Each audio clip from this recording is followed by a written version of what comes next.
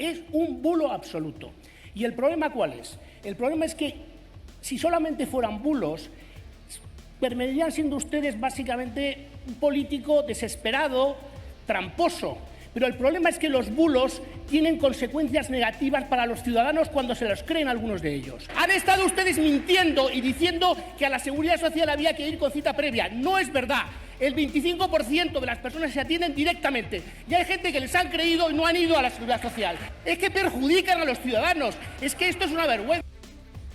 Muy buenos días. Colas de espera, retrasos de hasta más de 2 meses, una lucha imposible por conseguir una cita, reventa en Internet, teléfonos colapsados y caos absoluto. Es la Seguridad Social. Un colapso evidente para todos los que han tenido que batallar por conseguir una cita frente a las oficinas desbordadas. Sin embargo, para el ministro del ramo, José Luis Escrivá, no se corresponde con la realidad. Acusa de mentir y califica de bulo el hecho de que haya que pedir una cita previa para ser atendido en alguna oficina. Lo desmiente la propia página web de información en la que podemos leer que hay que solicitar siempre una cita previa. Desmentía porque sorprendentemente este era el antes de esa página web y ahora, curiosamente, se ha añadido un párrafo más, el de que para trámites urgentes existen en las oficinas mesas de recepción para atención rápida. Suponemos también que en las próximas horas se dará mucha prisa por quitar de todas las oficinas ese cartel que luce en sus puertas de que solo se atiende con cita previa. El intento de reducir los cuellos de botella más allá de la imagen trasladada está generando el enfado de los trabajadores, a los que se les ha propuesto trabajar más horas de las que les corresponden, despachar una cita en apenas unos 10 minutos o por cada cita adicional que pudieran cobrar 6 euros. Planteamiento que choca frontalmente con los funcionarios que no solo que llevaban varios días amenazando y hoy han convocado precisamente hace apenas unos minutos paros de 1 hora de todos los viernes de aquí hasta el mes de septiembre, cuando el día 7 habrá una huelga general. Un colapso que provoca que, por ejemplo, gestionar una pensión es un proceso que se alarga más allá de 3 meses. 4 millones de llamadas se quedaron sin atender en 2022 y las quejas han crecido un 40%. Bloqueo total en la Seguridad Social cuando el Gobierno cerró 2022 con el mayor número de funcionarios de la historia y con un récord histórico de gastos. Lo de eficiencia y gestión no casan con este Gobierno, desde luego. No es un bulo, ministro Escrivá, se llama incompetencia.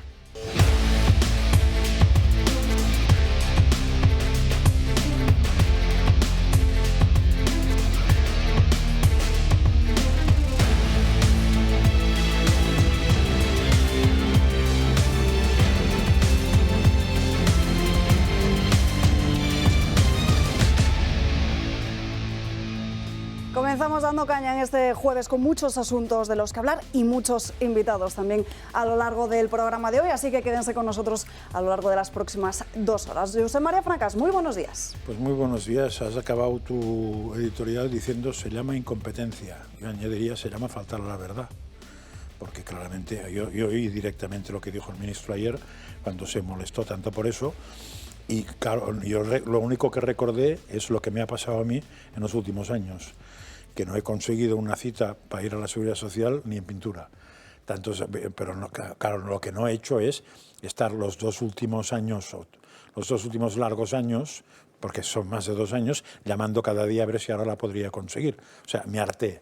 A los 15 días de llamar, intentar meterme en Internet, llamar a otras oficinas, acercarme a ver si había tal, me harté y hice lo que hacemos el 80%, supongo, de los españoles que tienen 50 euros extras, que es llamar a la gestoría y decir, resuélvame usted ese tema, previo pago de 50 euros, que tampoco es una salvajada, sobre todo si no tienes otra opción y te encuentras una puerta abierta. Es más, recuerdo un famoso actor que incluso hizo un vídeo desde la puerta de la oficina a la que yo iba habitualmente, que es la de Serrano, con un cabreo rocotudo, porque pasamos antes de la pandemia de ser una oficina a la que podías ir pidiendo hora, en 2 o 3 días te la daban, y si no, pues entrabas ahí, hacías una cola, porque siempre había unos restos para los pobres transeúntes, a nada, por mucho que se cabree el señor Escrivá, que a mí me cabrea mucho, y creo que Enrique también, no sé si Enrique lo conoce, pero a Juan le suele cabrear mucho saber cómo era antes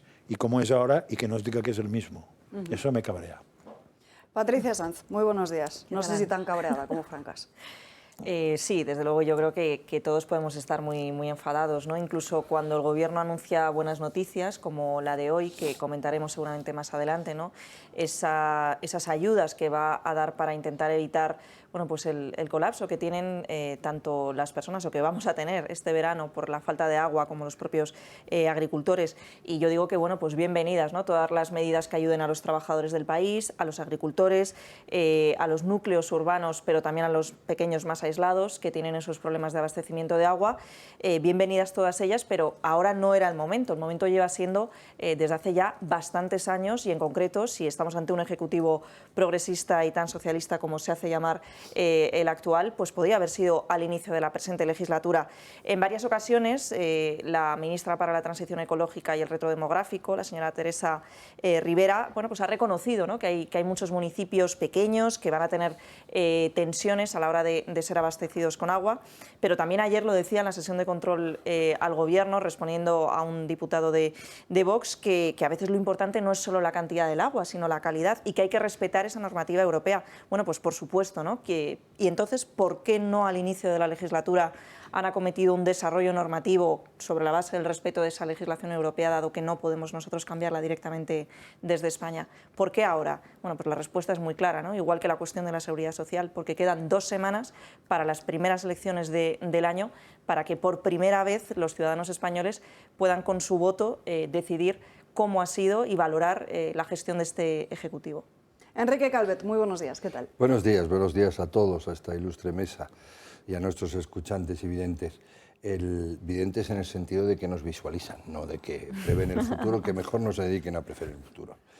Y, hombre, por recoger una sola cosa no me gusta personalizar ni demostrar inquina hacia la persona y tal, pero me extraña, es una pena lo del señor Escrivá, que fue un gran economista, supongo que lo seguirá siendo, pero cuando estuvo en el Servicio de Estudio del Banco de Bilbao, lo mantuvo mientras estuvo en la IREF, pero hay una decadencia en su actitud, no sé si es que el poder necrosa neuronas, pero hay una actitud porque es que lo que me preocupa de eso es la actitud que toma, y entonces, bueno, una pregunta, una cosa que es después de todo más bien técnica y de tal, decir, bueno, es que esto no funciona bien, hay que tal, puede desde reconocer que, hombre, podría ser mejor, que van a tomar medidas, lo que sea, hasta calmarse un poco, ¿no? Pero lo que hace es una soflama política, y decir, si usted dice eso es porque lo que quiere es engañar y tal. Y en una cosa donde le van a pillar tan burdamente, como ha hecho usted, ¿no? Dice, pues mire, usted es que no ha pisado en la vida una de sus oficinas. O sea, que bueno, que va a ser el ministro de ramo, no solo ha metido la pata con las pensiones, sino que ya es que ni siquiera es capaz de gestionar lo que un jefe de unidad debería poder gestionar, ¿no?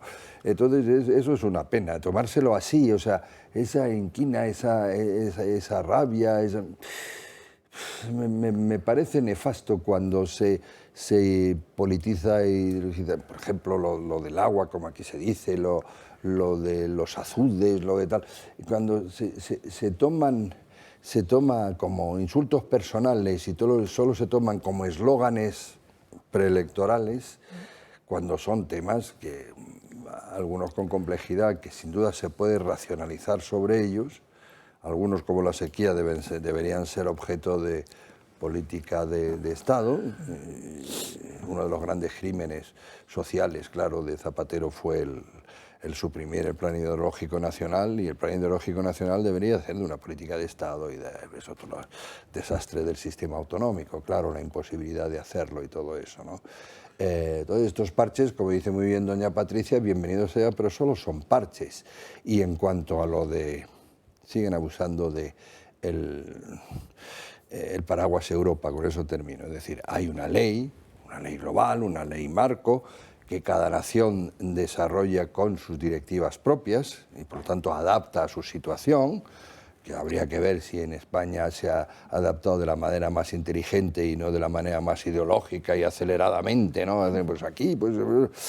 Y sobre todo que también permiten revisiones, dilaciones, interrupciones, según circunstancias. Es decir, a lo mejor no se aplica lo mismo la exigencia de aplicar una ley cuando tienes unos incendios que te devoran o un volcán y tal, que de manera rutinaria. Bueno, pues España está viviendo una sequía, una de las muchas sequías pertinaces, pero ahora mismo muy concentrada, pues sin duda que puede pedir revisar ciertas cosas, un parón en la destrucción de azudes, yo qué sé, cosas de estas, ¿no? O sea, que tampoco hay que abusar de que es que nos obliga a Europa, ¿no? Es decir, van a pasar ustedes al final porque Europa nos obliga. Hombre, no, miren, no.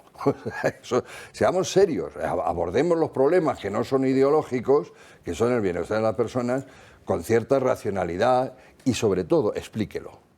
Explíquelo, es decir, lo único, en el tema de los azudes, porque parece ser que son más bien azudes y que solo hay dos presas, la de Yecla y la de no logro nunca ponerse, Aininillos, no sé, bueno. Bueno, pues salga usted ahí y en vez de insultar a los parlamentarios, explique lo que hay técnicamente. Otro presidente de Confederación o expresidente de Confederación Hidrológica le explicará, le dirá, matizará lo que usted dice y vamos a ver lo que se puede hacer. Pero claro, lo que no se puede es no contestar, ocultar la verdad, y lo único que ha hecho el Ministerio ha sido sacar 2 twitters. Hombre, eso... Pero, Enrique, ¿sabes lo que pasa? Que como ahora se permite que mientan todos, no, claro, entonces cuando se explican no te puedes creer nada, porque yo no conozco ningún ministro, bueno, a la mitad no conozco de nada, no sé ni quiénes son, ni los he oído hablar, pero todos los que he oído hablar, y tú también, te puedo explicar alguna de las mentiras que han dicho.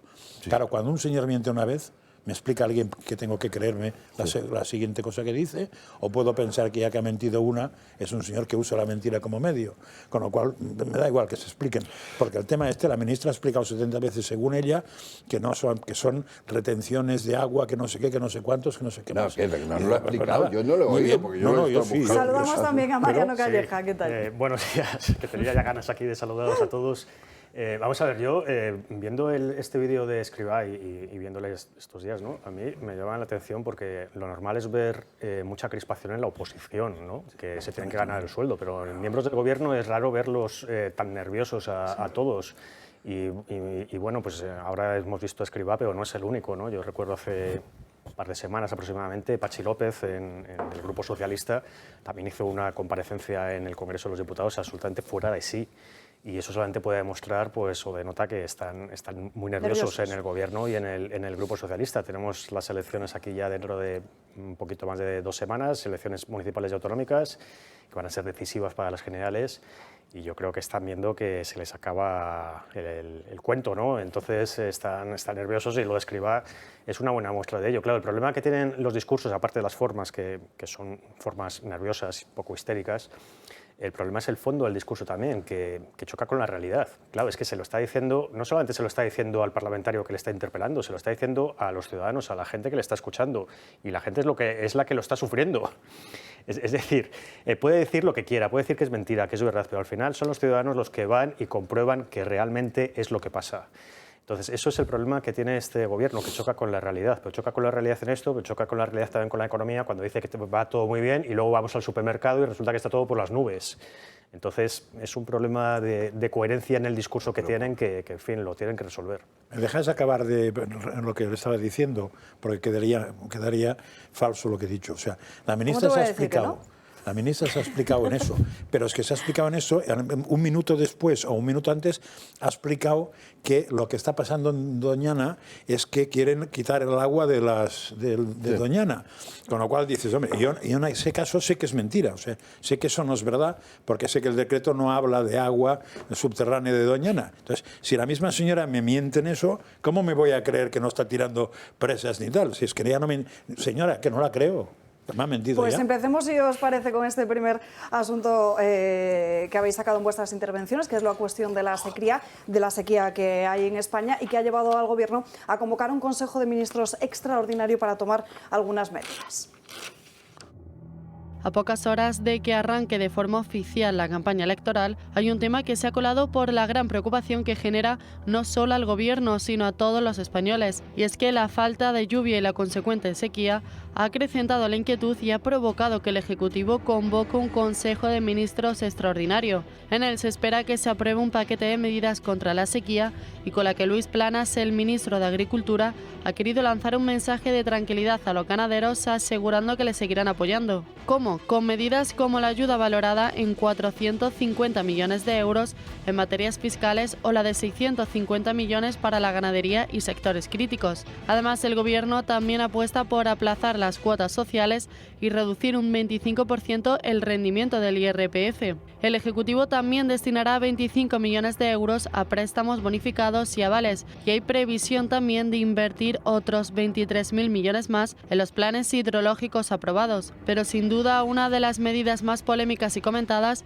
es la de la reducción de la jornada laboral obligatoria cuando haya alertas rojas o naranjas por calor para aquellos trabajadores que realicen su trabajo al aire libre. Unas medidas que nos obligan a preguntarnos ¿por qué el Gobierno aprueba, a poco más de 2 semanas para las elecciones autonómicas y municipales, un plan contra la sequía mientras sigue cerrando presas y embalses y cuando en estos largos años que lleva en el poder no ha hecho absolutamente nada? Pues este plan contra la sequía que ha aprobado hoy el Consejo de Ministros se produce además horas antes de que dé comienzo esa campaña electoral. Vemos que son ayudas directas al bolsillo de agricultores y ganaderos. Veremos también todos los trámites burocráticos a los que se van a tener que enfrentar, pero seguimos sin ir a la raíz del problema. Y luego la cuestión del tema del calor, que siempre se habla todos los años, pues bueno, también es cierto que han tenido años y años de legislatura para aprobar algún plan en este sentido, ¿no? No, estamos en la filosofía de siempre que aquí hemos denunciado, que es dar peces en vez de dar cañas de pescar. Entonces aquí no quieren resolver nada, simplemente se trata de dar dinero, que probablemente es el mismo dinero que ayer iba destinado a los pisos, a la política de pisos, porque como todas las políticas que anuncia Pedro Sánchez, y si no le gusta lo que digo, pues es muy fácil, porque que lo compruebe, porque es verdad, política que anuncia que gasta un dinero, como no lo gasta, porque al final o está mal hecho o simplemente es mentira, el mismo dinero sirve para la siguiente. Lo que recordabas tú ayer, claro, precisamente de los vecinos de La Palma, pues por eso, ejemplo. por poner un ejemplo bien tonto. Los vecinos de La Palma siguen en bungalows en vez de tener los pisos. Claro. Y no sé cuántas veces les ha ofrecido cientos de miles de millones de euros que servirán para lo que se invente mañana. O sea, que esos son los mismos de ayer, los mismos... Y son la gran eficacia de un euro. Si un euro se lo das a Sánchez, sirve para 4 años. Y probablemente al final acaba con el euro. Perdón, no, el euro no, acabará con algo más, porque algún rendimiento de IRPF habrá conseguido del pobre ciudadano. Enrique y luego Patricia. Sí, vamos a ver, hombre, cientos de miles de millones no, son cientos de millones lo que se ha prometido en Canarias. ¿He dicho cientos de miles? Sí. Sí, es muy generoso. Se nota que tampoco es mío el dinero. Sí. Parezco político. Y me ha alegrado que la primera que yo le oí utilizar la expresión esa, políticamente en un discurso de lo que queremos es dar cañas para pescar y no los peces, fue a Matilde Fernández. ¿Te acuerdas de aquella histórica socialista, muy amiga mía? Bueno, dos cositas. La de póntelo, pónselo. Póntelo, pónselo. La de la primera ley del aborto. La de la primera ley del aborto. La primera ley del aborto, sí. Doñana, una cosa que he logrado averiguar sucintamente, pero que se me podrá corregir. Lo único que ha hecho la Junta en uso de sus facultades, que ya es gracioso que en este país las facultades sobre el agua estén repartidas, no sé qué, ha sido decir que determinadas tierras serán de regadíos. Y lo único sensato por parte del socialismo, porque no es el gobierno que he oído, ha sido, por una vez, el Pachi López, no sensato, es decir, verdadero, que ha dicho, sí, podrán hacer eso de regadío, pero lo que no pueden prometer o lo que no pueden anunciar es que a esa tierra del regadío les va a llegar agua, porque no les va a llegar. Claro. ¿Pero por qué no les va a llegar? No les va a llegar porque, en efecto, no pueden tocar Doñana, porque eso nos metería en más multas por parte de la Unión Europea, que sí tiene... y que es una cuestión que no se ha planteado tampoco. Y en segundo lugar, porque les tendría que llegar a través de trasvases de otro río. Que el gobierno no ha hecho. Y el gobierno ha dicho que no lo va a hacer ni lo quiere hacer y que cuando lo haga solo será para Doñana. Y no para esa es la situación, eso es lo que hay. Pero que está aprobado, esos trasvases estaban aprobados, presupuestados, y el gobierno no los ha hecho. Pero como los trasvases los gestiona el gobierno, además, cuando lo haga, ha decidido que solo será para Doñana y no para esas tierras. O sea, que ese es el problema, vamos, o sea. Bien, y después lo de la sequía, hombre, lo de la sequía, supongo que un plan contra la sequía deben de tener en los archivos unos 14.000, porque en España la sequía pertinaz, que es fascista, como todo el mundo sabe, es pertinaz, dice. Entonces es fácil. Lo que pasa es que las nuevas tecnologías deberían depender. Pero lo que usted dice a la raíz del problema, hombre, la raíz del problema es que este país necesita un plan hidrológico nacional. Que tenía. Todo lo demás que tenía aprobado hasta por Jordi Pujol. Y pagado. Y que se... Y pagado. Y pagado por Europa, porque es evidente que es un bien. Es evidente, pero claro, para eso tendríamos que ser una nación. Una nación gobernable y gobernada, etcétera, pero claro, cuando ya empieza cada cacique local a decir no, para mí, para ti, etcétera, pues claro. Pero en ese caso los locales tragaron. El que no tragó es el cacique general. Bueno, Aragón no tragó. Bueno, pero ya estaba aprobado, lo habían aprobado. Claro, pero como tú no gobiernas, como este país no es gobernable, pues lo único... O sea, si Zapatero no lo echa para atrás, el plan iba para adelante, por supuesto, y ya está, porque habrían... Pues si Aragón no lo había aprobado, Castilla-La Mancha sí, Cataluña también, no sé qué. O sea, al final, los distintos organismos, por mayoría, habían aprobado la cosa. Con lo cual estaba hecho. Se hubieran podido... Bueno, en Aragón lo que pasó que le costó al PP perder Zaragoza y perder la comunidad durante años. Claro. Sí, una respuesta social. Y a Murcia al revés. Claro. Y a Murcia le costó perder al PSOE la comunidad, pues, o sea, pero estaba aprobado, financiado y se hubiera hecho. Pero no me preocupa, es decir, lo que me preocupa, el PP puede perder hasta la camisa, pero España perdió un plan hidrológico exacto. Que ahora no tendríamos este problema y seríamos más prósperos. Pero fijaros si son electoralistas las medidas, hacía Josep María alusión al IRPF solo por tomar de muestra un botón, ¿no? Esa reducción o deducción, dicen, del 25% del IRPF. Vamos a ver, están hablando de algo que de entrar en vigor ahora las personas físicas no recibirían hasta el próximo año. Cuando acaba de recibir el Ejecutivo 2 alertas, una de la Agencia Tributaria que le dice y le reprocha que efectivamente, debido a la gran recaudación que hubo el año pasado, cómo no se le ocurre deflactar el IRPF, es decir, conseguir al menos en la tarifa estatal que baje a cero y por tanto los ciudadanos puedan disponer al menos un poquito más mes a mes en su bolsillo de dinero. Y por otro lado tenemos al Banco de España que además le ha dicho al Gobierno que aplique un IRPF negativo, es decir, que ya que le retuvo mucho durante el año pasado, lo que ahora va a declarar, pues que por lo menos baje un poco los tipos impositivos para que pueda recuperar un poco de dinero, sobre todo en las clases medias y bajas. Bueno, pues frente a ello, una de las medidas, es que para que veamos, ¿no?, la gran mentira que hay detrás de estas propuestas electoralistas, es que se disminuya, ¿no?, y que se devuelva el 25% del IRPF, algo que el ciudadano probablemente de entrada en vigor no disfrutaría hasta 2024.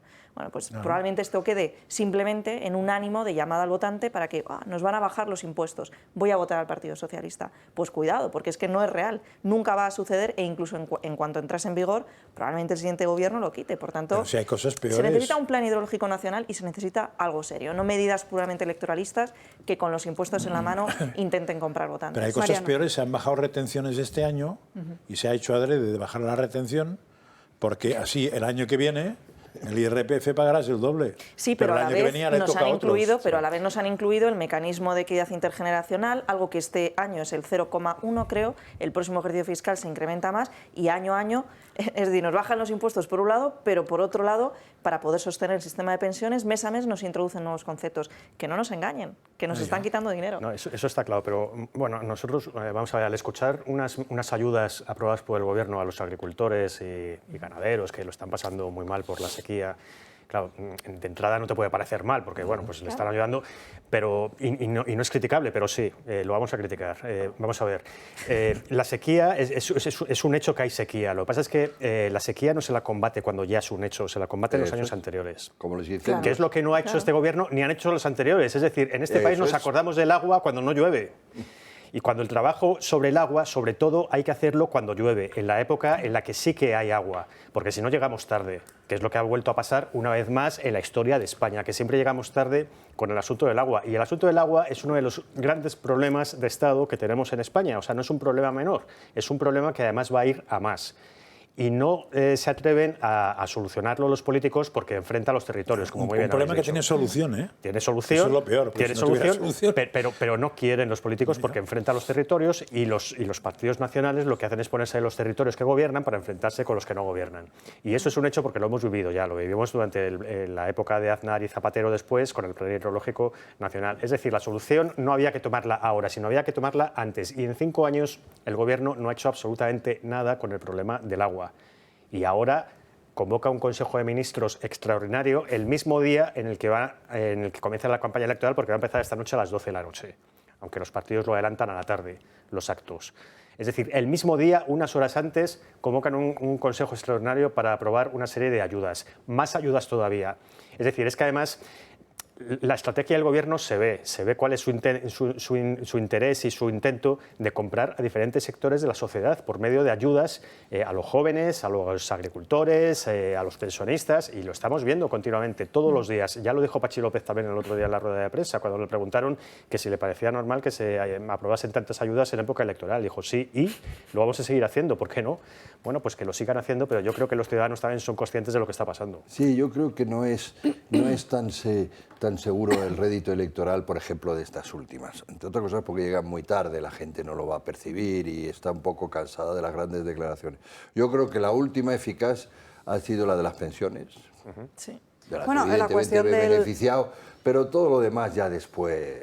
La cuestión del rédito electoral queda perfectamente plasmada con la Junta Electoral Central, que ha sancionado por segunda vez, además, a Isabel Rodríguez porque volvió a hacer un uso electoralista de la sala de prensa después de esas reuniones del Consejo de Ministros en el Palacio de la Moncloa. Fue exactamente el pasado 3 de mayo cuando se refirió a la bronca que hubo por ese acto del día anterior de la Comunidad de Madrid, donde Félix Bolaños, el ministro de la Presidencia, intentaba colarse en la foto en esa tribuna de honor. No solo se refirió a esta cuestión, sino que empezó a atacar a Isabel Díaz Ayuso y a la gestión que estaba haciendo al frente de la Comunidad de Madrid al referirse a otras cuestiones, como por ejemplo en la sanidad o la educación, exactamente los cursos de formación profesional, o incluso decía que cómo podía ser que la Comunidad de Madrid estuviera gestionada tan mal con todo el apoyo económico que estaba recibiendo por parte del Gobierno. Bueno, pues ayer por la tarde conocíamos precisamente que la Junta Electoral sancionaba por segunda vez a la ministra portavoz por ese uso electoralista del Palacio de la Moncloa. Veremos si en este Consejo de Ministros convocado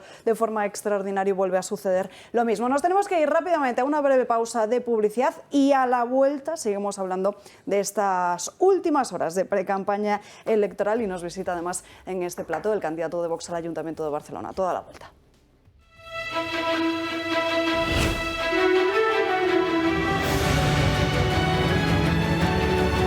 Seguir representando las preocupaciones de la gente corriente, de la gente buena y de la gente trabajadora.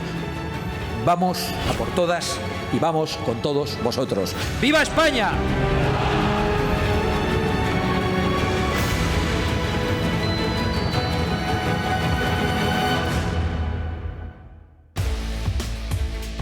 Ya estamos de vuelta en Dando Caña, 12:30 del mediodía, y saludamos en nuestra mesa a Juanma Bárcenas, que es candidato de Vox al Ayuntamiento de Valencia, que antes de publicidad he dicho yo, Barcelona. Muy buenas tardes.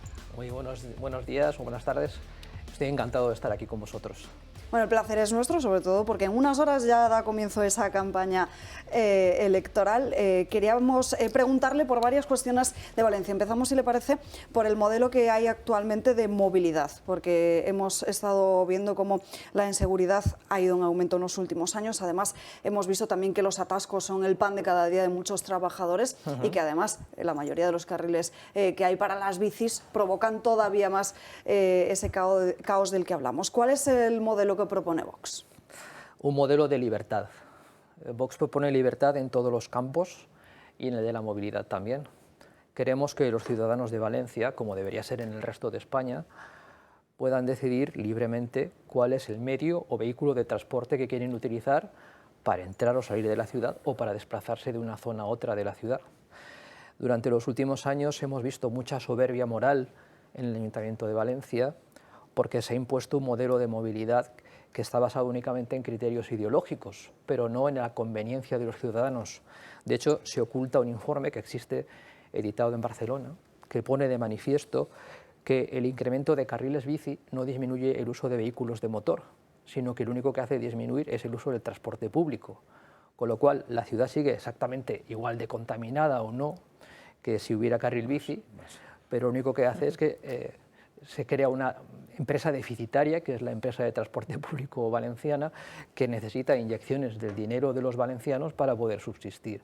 De manera que Vox lo que quiere hacer es quitar la demagogia, el supremacismo ideológico del ayuntamiento en todos los terrenos, devolver la libertad a los valencianos y que cada uno pueda elegir el vehículo o medio de transporte que más le guste. Además, hemos hecho incluso un vídeo con un taxista en donde hemos ido recorriendo las distintas zonas de la ciudad donde existe verdadero peligro tanto para los usuarios del carril bici como para los peatones, como para los usuarios de otros vehículos, precisamente por el mal trazado, mala construcción e incluso artificialidad, digamos, del propio modelo de carril bici que tenemos en Valencia. ¿Hay inseguridad en las calles de Valencia? Porque en los últimos meses sí que hemos visto como las noticias sobre delincuencia o atracos o incluso violaciones también incluso a menores no han dejado de repetirse. Sí, además es muy preocupante porque va increciendo. Se trata de una cuestión que en el último año se ha aumentado en un 21% y tiene que ver en muchos casos con la llegada de inmigrantes ilegales, algunos de procedencia de Argel o de Argelia. Yo mismo, acompañando a un buen amigo por uno de los barrios de Valencia que se llama Orriols, vi desde mi coche cómo dos individuos de esa nacionalidad con una pistola en la mano cruzaban de un lado a otro de la calle.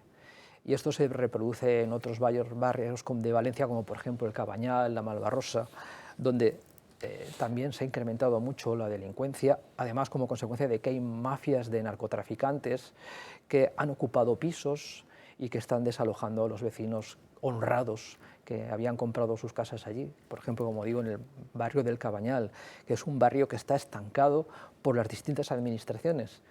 El PP no hizo nada, pero después ha llegado la administración de Compromís y del PSOE y tampoco ha hecho nada. Y se está convirtiendo en un barrio totalmente decadente e incluso peligroso. ¿Cómo son las cuentas del gasto público que está llevando a cabo el ayuntamiento? Desmesuradas porque no paran de recaudar, han aumentado el IBI, el impuesto, han incrementado las tasas y después lo que hay es un desmesurado gasto en chiringuitos por parte del ayuntamiento, subvencionando las organizaciones, asociaciones pancatalanistas, subvencionando cualquier grupo minoritario, incrementando el carril bici en lugares donde no hace falta, realizando cosas que no son necesarias para los ciudadanos, como por ejemplo una cosa que se llama una supermanzana. Es una supermanzana, digamos, ni que estuviéramos en Nueva York. No es una supermanzana, es un cruce de calles con cruces amarillas pintadas en el suelo. No sé de dónde habrá podido salir la idea de las cruces o de los lazos amarillos pintados en el suelo, pero no hay que pensar mucho de dónde puede haber venido la idea. De hecho, son unos urbanistas catalanes los que han venido a pintar nuestras calles, yo diría que a pintarrajearlas, y tiene cosas como, por ejemplo, al lado de un carril de circulación de vehículos, unas mesas de ping-pong, al lado de un colegio, obviamente de niños.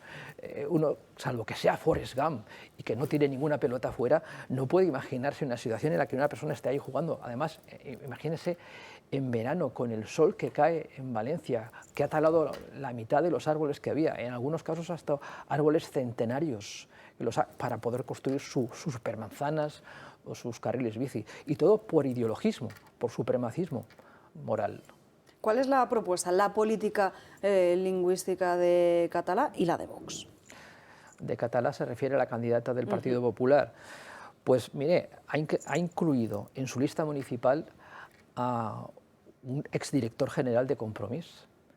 Pero cuando yo fui rector de la Universidad Internacional de Valencia y tenía, por razón de mi cargo, que visitar la Consellería de Educación y Cultura que ella dirigía, me encontraba con que gran cantidad de cargos intermedios que tenía allí, jefes de servicio, jefes de área, eran personas catalanistas. Y resulta que ahora incluye en su lista municipal a una persona que procede también de ese mismo origen. Y el señor Mazón y ella misma ha dicho que están dispuestos a pactar para alcanzar la Generalitat Valenciana y el Ayuntamiento de Valencia antes con Compromís y con el PSOE que con Vox, con lo cual, blanco y en botella. Catalá es catalanista. No, a ver, es una cosa más bien irónica, pero es que, claro, me extraña que queráis ir contra los carriles bici cuando yo he visto a Ribó que en 8 años ha ido un día a trabajar en bicicleta. El día que se tenía que hacer la foto, dices. Creo que el primer día fue en bici, yo lo he visto, ir en bicicleta. Después no lo he visto nunca Luego más. se cansó y pero lo claro, dejó. si el alcalde va un día, los carriles bici deben ser básicos para Valencia. Sí, sobre todo por eso, ¿no? 8 años, un día, no está mal, ¿eh? De hecho, hay unos cuentaciclistas o cuentapatinetes que están trucados, porque en algunos casos aparece que por la noche han pasado cientos y cientos de personas por allí y sabemos obviamente que no es así. Es toda una gran ficción moral que quiere imponer un determinado sistema de vida, de convivencia, ideado por ellos sin tener en cuenta cuál es la realidad y las tradiciones, las costumbres, la forma de vida, lo que queremos verdaderamente los ciudadanos ser. Todo eso, muy artificial. ¿Pero te suena si Ribó ha ido más de un día al ayuntamiento en bicicleta? Yo creo que solamente cuando tiene que salir en la foto. E incluso subiéndose por las aceras y con policías de su escolta detrás, que por cierto ha incrementado su escolta personal precisamente porque piensa que la ciudad de Valencia a lo mejor no es tan segura como él dice. Iba con policías de escolta y subiéndose con su bici por las aceras, es decir, incumpliendo él mismo las normas, y le hemos dicho a la policía local que le acompaña que lo que tendría que hacer como mínimo es ponerle la multa correspondiente, aunque sea 50 euritos, que se los rasque del bolsillo y que los pague como lo hacemos el resto de los ciudadanos de Valencia. Patricia. Yo te quería preguntar, bueno, tú también, aparte de por ser el candidato, ¿no? Eres muy conocido por hacer muchas campañas rompedoras. Entonces, yo sé que tenéis ahora pensada una muy buena campaña, ¿no? En la que a lo mejor volvemos a verte de forma original. Yo no sé si nos podrías adelantar algo para nuestros telespectadores. ¿En qué va a estar centrada? ¿Vamos a verte interpretando algún papel interesante, como ya vimos en el pasado? Bueno, yo soy académico, soy catedrático de universidad. En algunos ámbitos me tratan hasta de magnífico y excelentísimo señor, pero entiendo que para que el mensaje llegue... Pero tienes otra faceta también, disciplina, ¿verdad? perdón? Yo soy catedrático de Derecho Civil y he sido rector de universidad, soy miembro de la Real Academia de Ciencias de Ultramar, he sido profesor visitante en universidades norteamericanas, en francesas y en italianas. Pero yo entendí una cosa ya hace bastante tiempo, que es que para que uno se pueda explicar, primero tiene que llegar el mensaje. Primero hay que captar la atención y después de haber captado la atención uno ya puede empezar a explicarse. Entonces hemos hecho una pre-campaña en Vox Valencia, especialmente desde la candidatura a la alcaldía, en donde lo que hemos intentado ha sido fundamentalmente que los ciudadanos nos entiendan clara y diametralmente, bajando a la arena y explicando con imágenes, ya dicen que una imagen vale más que 1000 palabras, pues cómo están las cosas. Y hemos ido a donde están los carriles bici, hemos ido a los poblados de los asentamientos de la Fórmula 1, donde hay chabolas, en donde hay personas que están en chabolas, donde estaba la antigua Fórmula 1, que es el gran fracaso de Valencia, empadronadas allí. Y el señor alcalde le reconoce empadronamiento a personas que viven en chabolas en circunstancias absolutamente infrahumanas. Y bueno, tenemos otro vídeo que acaba de salir donde en un taxi la taxista conductora va explicando los lugares conflictivos de la ciudad, y tenemos otro que tiene que ver con el servicio de limpieza, pero prefiero que sean los espectadores los que Por pronto, sorpresa, ¿no? pronto puedan verlo, porque creo que va a salir entre hoy y mañana. Así que si tenéis un poco de paciencia, pues lo podréis ver. Y yo creo que es bueno que se vea directamente, y engloba dos cosas. La política lingüística de determinadas personas en la ciudad y en la comunidad valenciana, y también que la ciudad debería estar un poco más limpia, porque está más sucia que nunca. Marian. Bueno, buenas tardes. En Madrid hemos tenido una polémica estos días bastante curiosa. A mí me ha llamado la atención porque con todos los problemas que tenemos, los valencianos y los madrileños, pues el alcalde de Valencia, Joan Ribó, se ha fijado en la placa que han puesto nueva en la Puerta del Sol con el nombre de todas las capitales de provincia, y que aparece Valencia, por supuesto, Claro. como se llama, Valencia. Y Ribó se ha quejado porque dice que no está puesto en valenciano y que es una falta de respeto para los valencianos. Seguramente no tiene otra cosa de la que preocuparse ni de la que ocuparse el alcalde de Valencia, pero el alcalde de Madrid le ha replicado a su vez que él ve que el nombre está bien puesto. La diferencia está en el acento. ¿Cómo ve esta polémica que se ha creado entre el Ayuntamiento de Valencia y el de Madrid por una cosa tan absurda aparentemente como esta? Mire, todo es tan absurdo como que hace 3 o 4 días celebró un bautizo civil. Utilizó un palacete que tenemos en Valencia que se llama los Jardines de Monforte y celebró con 2 padres del mismo partido que él, evidentemente no podía arriesgarse a que los intérpretes de esta ceremonia o pseudo rito le salieran rana, y entonces ha escenificado como la bienvenida a la ciudadanía, cuando ya tenemos el registro civil, que como todo el mundo sabe, desde que nos inscriben allí, somos recibidos como españoles con toda la solemnidad que procede de acuerdo con la ley. Pero este señor, que es así de ridículo, le gusta la fatochada, hace ese teatrillo en donde dos personas, yo creo que con la relativa buena fe, pues van allí a llevar a su hijo para que les hagan un bautizo, y crea una especie de religión sin Dios, y él se erige como sumo sacerdote de esa nueva religión. Y claro, es que ¿cómo nos va a parecer que no es ridículo esto del acento cuando estamos acostumbrados en Valencia a que haga este tipo de cosas de forma constante? Sí, una pregunta muy... Es que has hablado de Fórmula 1.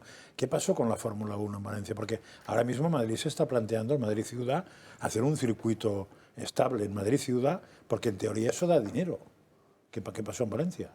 Es de las pocas ciudades del mundo que ha tenido Fórmula 1 y ha desaparecido. Muy buena pregunta, la verdad, porque si uno va ahora a los asentamientos que hay ahí en la Fórmula 1, como decía antes, lo único que se encuentra son chabolas con personas procedentes de distintos lugares, incluso españoles, que viven sin agua, sin electricidad y rodeados de la mayor miseria. Hay personas que llevan allí alimentos y les llevan agua para que puedan subsistir. ¿Y por qué se acabó la Fórmula 1? Pues le voy a decir, en el puerto de Valencia teníamos hace 20 años una flota pesquera de unos 700 barcos. En este momento solamente quedan en el puerto, que es donde está el circuito de la Fórmula 1, 6 barcos de arrastre, que no dan pescado para la ciudad más que para lo que podría ser el abastecimiento de 5 o 6 restaurantes. ¿Y sabe lo que ocurre? Que donde amarraban esos barcos que daban dinero a los valencianos y mantenían esa industria de los valencianos, está el edificio de Velas y Benz, que es el monolito que se hizo el Partido Popular para exaltar su grandiosidad. Y sin embargo, las cosas del comer, nunca mejor dicho, el pescado de los valencianos, queda arrinconado en una parte desatendida de nuestro puerto. Ahora, ¿se acabó? Pues porque a lo mejor se planteó aquello sin poner las bases de lo que tendría que haber sido para que pudiera continuar. Los políticos valencianos, lamentablemente, del PP y del Partido Socialista y de Compromís, piensan solo en las cosas de mañana, como si al fin las cosas no fuesen a durar mucho más. Y lo que ocurre es que como solamente las hacen para mañana, pues no sucede. Crearon en el puerto de Valencia un consorcio que estaba compuesto por la Generalitat, por Puestos del Estado y por el Ayuntamiento de Valencia, en donde se han establecido pues allí unas empresas y unas universidades incluso para desarrollarse, que están, digamos que en precario, porque resulta que se les cedió, pero sin tener en cuenta quién era el titular de aquello, que es el Estado, y entonces es el Ayuntamiento y es la Generalitat quienes negocian, de manera que lo que hacen es ponen la solución para mañana y crean problemas para siempre. Esta es la manera de gestionar que tienen algunos políticos valencianos, o la que han tenido el PP y el Partido Socialista durante los últimos 20 o 30 años. Enrique. Sí, 3 cosas que tengo que hacer lacónicas, porque si no me va a regañar. La primera, vamos a ver, hay muchos síntomas de que la sociedad española está absolutamente enferma. Podría hablar hasta de este locutor que ahora acaban de sacar de un programa, José Javier Vázquez, no sé qué y tal y cual, eso es un síntoma. Pero otra es cuando he visto las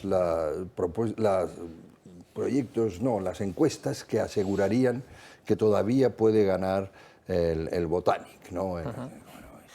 Eso es tan monstruoso, es tan contrario a los intereses de lo que vota. La segunda cosa que le quería decir, me gustaría saber su opinión sobre eso. La segunda cosa que le quería decir es que veo que muchos de los problemas que usted dice, podemos quitar el carril bici y tal, pero muchos de los problemas se resuelven río arriba de un ayuntamiento. Por ejemplo, la seguridad, ¿no? Y el problema de la inmigración, ¿no? Este tipo de cosas debe ser un poco desesperante, porque claro, ¿qué puede hacer un alcalde? Otra cosa es que haya uno que lo favorezca, ¿no? Que favorezca el problema, pero no, yo qué sé, la policía municipal, ¿qué puede hacer contra esas barbaridades? Y claro, quien tiene la Policía Nacional y las fronteras es otro. Y la tercera, ya eso sí, porque discrepo con usted al 180%, 180 grados, no tengo más remedio que decirle, acabo de volver de Burdeos, prácticamente, donde he asistido con mucha felicidad a lo que allí llaman bautismo republicano, o se puede decir bautismo civil de mi mayor nieto. Fue una ceremonia preciosa, preciosa, tiene 8 años, donde sobre todo encomiendan a los padrinos y a los padres, no tiene nada que ver con darle el nombre, nada, que lo eduquen en los valores republicanos de libertad, fraternidad y solidaridad. Y fue un discurso muy bonito hecho por una concejala, no por el de las que llevaban en su programa en intentar hacer eso en toda la nación, incluso darle un corpus legal, pero vamos, que era una cosa voluntaria. Y por supuesto esa introducción a la ciudadanía es absolutamente compatible con la circuncisión de los judíos o árabes y tal, o con el bautismo cristiano, no tiene nada que ver. Y me parece, sí, pero Enrique, perdona que discrepe, pero el tema de ese bautizo, entonces le tendremos que llamar de otra forma, pero no es un bautizo. Vale. Podemos entonces... Porque por su propia etimología... Vale, no. De acuerdo. Lo llamaremos de otra forma. Es un abus de langage, un abuso de lenguaje, pues para que los niños, en fin, lo identifiquen. De acuerdo, el problema. Pero la ceremonia en sí me parece muy digna. Está absolutamente en la línea de la educación francesa, que educa hacia los valores republicanos, y yo a eso lo intentaría desarrollar. Lo único que acepto es que si ha habido un gobierno en los últimos 40 años que ha combatido la libertad, la igualdad profunda de los españoles y la solidaridad, la ha destrozado, es este. Eso sí, por lo cual me parece que Ribó es un inconsecuente. Pero no, yo aprecio mucho la ceremonia de introducción a la ciudadanía. Lo llamamos, si quiere usted, eso, ceremonia de introducción a la ciudadanía. Me alegro de que no estemos de acuerdo completamente en todo, y yo admiro, de hecho soy profesor de universidades francesas y admiro mucho el ordenamiento jurídico francés. Claro. Soy miembro de la asociación Henri Capitan, de esa asociación de SAMI, de la Culture Juridique Française. Sí. Es decir, que me gusta mucho lo francés, me parece que tienen un Estado muy bien construido administrativamente, que tienen una buena constitución y que además que la aplica, no como en España. Exacto, ese es el problema, es ese, que la aplica. Lo que pasa es que la situación que se ha producido en Valencia tiene una intencionalidad moral. Ya. Porque de lo que se trata es de crear un entorno, digamos, de una nueva moral colectiva que tiene que ver con la corrección política y el pensamiento único, y esto necesita también sus rituales. Y como decía López Aranguren, ya en los años 60, aquí en la Complutense de Madrid, el marxismo, cultural o no cultural, yo creo que es simplemente marxismo, lo que hace es coger elementos del cristianismo para inyectar una savia marxista con la filosofía de la praxis. Y para eso se aprovechan de los ritos que se han ido construyendo durante siglos en nuestra cultura, aprovechar el entorno, los ritos, para inyectar dentro una nueva moral. Y eso lo aplica el señor Ribó en todos los ámbitos, desde el carril bici a esto, como las reinas magas, que es otra fantochada que celebra en el mes de enero, simplemente como contrarréplica a lo que es la verdadera tradición de los españoles. Por tanto, yo le veo una intencionalidad moral e ideológica, no como en Francia, que es otra cosa distinta. Yo también he asistido, mi hermana vive en Francia, a su matrimonio civil ante el alcalde, y con su banda de la República Francesa y con todos los honores. Si lo conozco exactamente igual que usted. Pues no, pero veo que son dos finalidades distintas. Una era una finalidad jurídica, administrativa, y esto es una finalidad moralista, ideológica. Sobre lo demás discutiríamos mucho, pero no dejaría. Me encantaría tener una larga conversación con usted, por lo que yo aprendería. Lo que sí estoy de acuerdo es que el marxismo es puramente judeocristiano. En eso estoy completamente de acuerdo. Última cuestión de Mariano Calleja. No, bueno, es un comentario sobre esto de los bautizos civiles en España. Yo estoy de acuerdo con el señor de Vox en esto, en otras cosas no, pero en esto sí. A mí me parece que comparar el caso francés con el español es un poco forzado. Francia es una república, es laica. Y en Valencia hay pocos franceses. Sí, ¿no? Y que tiene unos valores republicanos y laicos que son muy legítimos y muy positivos, ¿no? Aquello que recordaba de la libertad y fraternidad y solidaridad. Es decir, en España, en Valencia en concreto, no creo que en este bautizo civil hayan defendido los valores de la Constitución. Seguro que no. Es el problema. Me confirma, pero segurísimo que no. A mí en España el bautizo civil me parece una cursilada y una horterada. Claro, en Francia no. En Francia me parece muy respetable inaceptable por eso también, porque es un sistema político absolutamente distinto, con unos valores totalmente distintos, respetados dentro de su propio país, sus propios concejales y alcaldes saben respetarse a sí mismos, y eso no es lo que ocurre, por ejemplo, en el Ayuntamiento de Valencia, donde no se respeta lo que es el principio constitucional, porque, bueno, no hay más que... Don Mariano, de acuerdo, pero esos valores que usted dice, que está en Francia, etcétera, están en nuestra Constitución. Pero no hay tantos franceses en España. No, de acuerdo, pero se ha traicionado la Constitución. Ese es otro problema, claro, que es que aquí se hace y se emplea mal, como dice él. Pero lo que hay que recobrar es una España de ciudadanos unidos, libres, iguales y solidarios. Sí, claro. Eso es, claro, es que ese es el problema. Es decir, Con que se aplicara la Constitución y fuéramos todos libres e iguales, exacto, me conformaría. No, y solidarios, por favor. Que eso insistía mucho don Gonzalo Fernández de la Mora. Es indispensable. Si se pierde la noción de solidaridad es cuando nacen las taifas y nacen por las guerras civiles. Coño. Se acabó el crepúsculo de las ideologías y ahora viene la nueva moral. Exacto. Juanma Bárdenas, muchísimas gracias por estar con nosotros. A todos ustedes por haberme recibido en este sitio tan estupendo. Un placer, muchas gracias. Luego hablaremos de Valencia, pero ya a nivel de comunidad, y les contaremos las últimas novedades que está publicando el diario El Mundo sobre cómo Ximo Puig ha beneficiado a su hermano a lo largo de los últimos años. Se lo contaremos a la vuelta también a Ana Gullo y sus crónicas de Manicomio. 2 minutos. Ya estamos de vuelta en Dando Caña, todavía tenemos que hablar de Ximo Puig y el negocio de su hermano. Les mostraremos lo mejor de la comparecencia de Villarejo de ayer en esa comisión de investigación en el Congreso de los Diputados, también de las últimas propuestas que hemos escuchado en estas últimas horas de pre-campaña electoral. Por supuesto, trataremos de nuevo ese asunto de las listas electorales de Bildu, donde se incluyen a 44 etarras, 7 de ellos asesinos, y muchos más asuntos. Pero antes tenemos que irnos con Ana Gullo y sus crónicas de Manicomio. Buenas tardes, Ana. Muy buenas tardes, Alba. Pero antes de contar esta noticia me tengo que remontar un poco al año 2018, porque no sé si lo han visto, ha corrido como la pólvora una noticia en diferentes medios de comunicación en el que indicaban que había nacido el primer bebé en Reino Unido con ADN de 3 personas. Pues esto es así, pero no del todo. Para ello volvemos al año 2018, cuando el Centro Médico de Newcastle recibió una licencia para poder llevar a cabo un procedimiento de fertilidad, de fecundación in vitro innovador, que es el procedimiento de donación mitocondrial.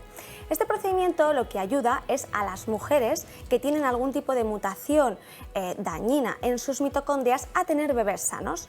Lo que hace esta técnica es utilizar un tejido de un óvulo de una donante que está sana para crear un embrión por fecundación in vitro y entonces que los niños fecundados estén sanos y libres de esas futuras o posibles malformaciones. Lo que ocurrió es que en el año 2018 este centro, que ya contaba con la licencia, seleccionó a 2 mujeres para que pudieran llevar a cabo este trámite de fecundación in vitro. Lo fuerte del caso es que desde entonces este centro médico no ha publicado cuántos de estos niños han nacido. Lo que sí sabemos es que por un tema además de confidencialidad, paciente médico no han querido revelarlo. Lo que sí sabemos es una consulta que hizo el periódico The Guardian a la Autoridad de Embriología de Reino Unido, que es la que se encarga de regular el sector y es la que le otorgó la licencia a Newcastle. Y esta autoridad lo que ha confirmado es que desde entonces ha autorizado al menos 30 de estos casos. Y cuando le han preguntado exactamente que cuántos niños han nacido a través de este procedimiento, ha contestado pero de una forma un poco vaga. Ha indicado que por lo menos 5 para no dar ningún detalle más. Es decir, que esto lo hemos conocido hoy, pero no es el primer niño en Reino Unido que ha nacido a través de este procedimiento de fecundación in vitro, porque por lo menos, según lo que dice la Autoridad de Embriología, habrían nacido 5. Esto lo que nos abre es la posibilidad a que en este tipo de casos sí que es verdad que la licencia se otorgó por gracias a una modificación que se hizo de la ley en el año 2015. Entonces se permite que solamente sea el centro de Newcastle el que pueda llevar a cabo este procedimiento de fecundación in vitro y que tenga que examinar caso por caso para ver si efectivamente es necesario o no, para que obviamente lo que estamos pensando todos no se hagan mutaciones genéticas del pelo, de la altura o de cualquier otro tema. Pero aquí estamos hablando de que tenemos un bebé con un padre y una madre en 99,8% de material genético y un 0,2% de una donante que da su óvulo para que se fecunde ese embrión. Pero a ver, si no me ha cambiado la biología, que es posible porque Sí. llevo tiempos sin hacer nada. El ADN mitocondrial se hereda al repartirse las mitocondrias, pero no afecta para nada al ADN cromosómico del niño, la niña o el medio pensionista. No tiene nada que ver, ¿eh? O sea, de hecho, hay quien, claro, a raíz de ahí se cree que las mitocondrias son bacterias, que son simbióticas con la célula y que han ido por libre. Pero en teoría lo cual no quiere decir que no pueda trasladar a enfermedades y cosas, pero nunca va a afectar a un carácter que controlen los cromosomas. Claro, por ejemplo, no afectará nunca a la altura, al color de los... O sea, si habéis estudiado las leyes de Mendel, todo lo que se pasaría a las leyes de Mendel no tenía nada que ver con el ADN mitocondrial, que se hereda porque se divide y es el mismo, pero va por otro proceso y nunca, que sepa yo, nunca se mezcla con el ADN cromosómico normal, por tanto no son 3 padres ni 3 nada, son 2 padres y en vez de ser una bacteria, pues ahora es una bacteria modificada por un trozo de una señora, pero no tiene nada que ver eso. Es que aquí lo que dicen que Reino Unido ha sido el primero en aprobar esta técnica que se denomina transferencia pronuclear, que implica la fertilización del óvulo de la madre, el de la donante y el del padre. Entonces yo por lo que he leído, que me viene muy bien que esté Francas aquí, porque lo que dicen es, de la mayoría de los 20.000 genes que tiene el ser humano están enrollados en un núcleo, tienen un núcleo, ¿no? Y alrededor de ese núcleo hay miles de mitocondrias con sus propios genes. Entonces lo que han hecho es alterar esa parte de las mitocondrias con los genes para que los bebés no aporten esa carga genética mal pero que dañada. la aportan en la mitocondria, que sepa yo, no la mezclan con el ADN del núcleo. Pero de todos modos, ¿no creéis que estos bebés fecundados, cuando ya sean adultos, querrán conocer también cómo otra ha podido...? Parte, seguramente. No, claro, pero eso ya forma parte de otra cosa. Y es más, en el periódico The Guardian, que es sobre todo el que está haciendo más investigaciones sobre el asunto, decían que es que hay otras investigaciones recientes que han encontrado que esto no está exento de riesgos. ¿Por qué? Porque hay una pequeña cantidad de esas mitocondrias anormales que inevitablemente se transfieren del óvulo de la madre, que está con esa lesión, a la otra donante, al óvulo de la otra donante. Entonces, que en algunos casos se puede producir, pero que eso puede generar enfermedades, porque se reproducen luego en el útero. Sí, todo lo que sea genética, el problema está en que no sabes qué afectación tendrá a la larga, en absoluto. Pero ni para bien ni para mal, porque una cosa que estaba muy clara, y eso puede ser interesante explicarlo, en teoría, los cromosomas, hay una cosa que se llaman tripletes, os sonará eso, porque habéis estudiado biología, y cada triplete codifica un aminoácido que fabrica una proteína que da un carácter. Entonces eso en teoría está muy estudiado, pero por ejemplo una cosa que hace muchos años que no se sabe pero se intuye es que el triplete codifica, pero el hecho de que un triplete tenga al lado otro no es lo mismo que tenga al lado otro distinto. Es decir, que puede haber consecuencias según la organización de uno u otro. Todo eso cuando se ve, cuando acaba mal, no cuando acaba bien. Claro, entonces esto me ha tranquilizado que Francas nos haya dicho que esto no puede ser como ahora te voy a cambiar esto y esto. A mí no me suena, pero ya digo, yo es que dejé de estudiar biología desgraciadamente hace 20 años. Bueno, cualquiera lo diría, porque nos estás dando una lección aquí a todos los presentes. Sí, yo creo que nos hemos quedado todos callados escuchándote. Pero claro, es que debatir contigo sobre esto es imposible. Es imposible. Incluso hacer una pregunta inteligente ahora mismo. A mí solamente por una curiosidad que seguramente quedaría fatal delante de Francas, pero tener ADN de 3 personas, de 2 mujeres y de un hombre, significa que entonces puede considerarse que tiene 2 madres y un padre. Sí, es que eso habría que verlo a nivel jurídico, en un 0,2% sí es así, porque ha reemplazado esas mitocondrias. Yo es lo que he intentado decir, que biológicamente hace 20 años yo diría que no. Pero también... Porque son cosas, es como si te ponen el riñón, no es lo mismo, pero no para mí sería como si me ponen el riñón de un primo.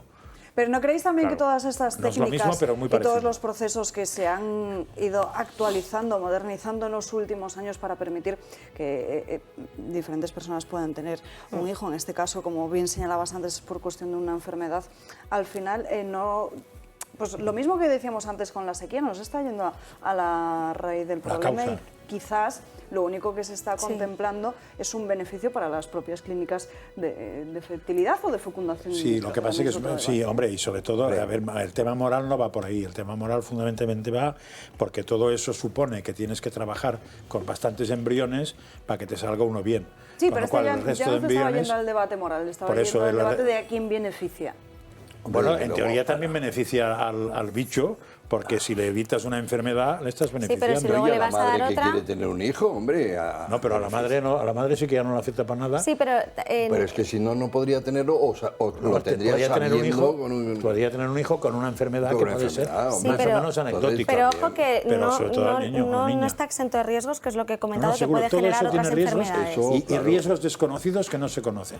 Ya digo que yo, el ejemplo que he puesto del riñón, lo pondría hace 20 años. Sí. Igual resulta que ahora me dice un genetista que no, que hay una relación, que después en un proceso el ADN mitocondrial le hace algo al ADN, me extrañaría mucho, porque dentro del núcleo es que está muy separado esto, ¿eh? O sea, hay una membrana específica, nuclear, etcétera. O sea, son estructuras, si habéis estudiado biología en la ESO, os acordáis que la célula tiene estructuras muy distintas. No está abierto eso.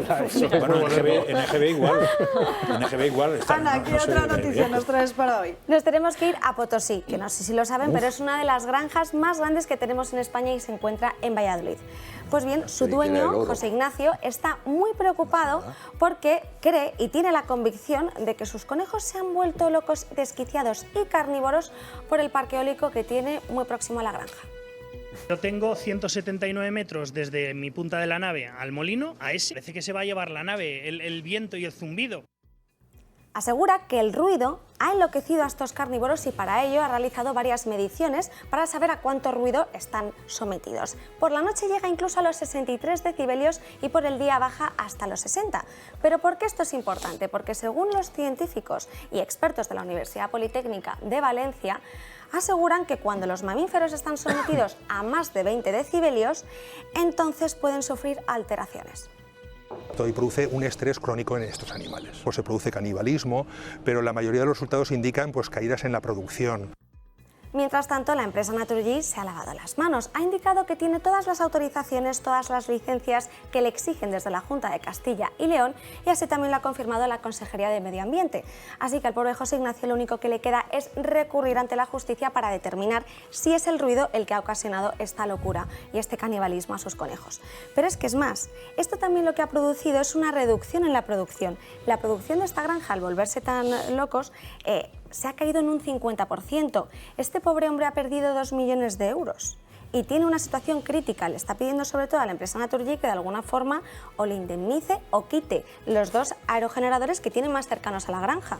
Y aún así le han dicho que no, que lo único que van a hacer es intentar de alguna forma aclimatarlo un poco más para bajar un poquito unos decibelios el ruido, pero que cumplen con toda la normativa.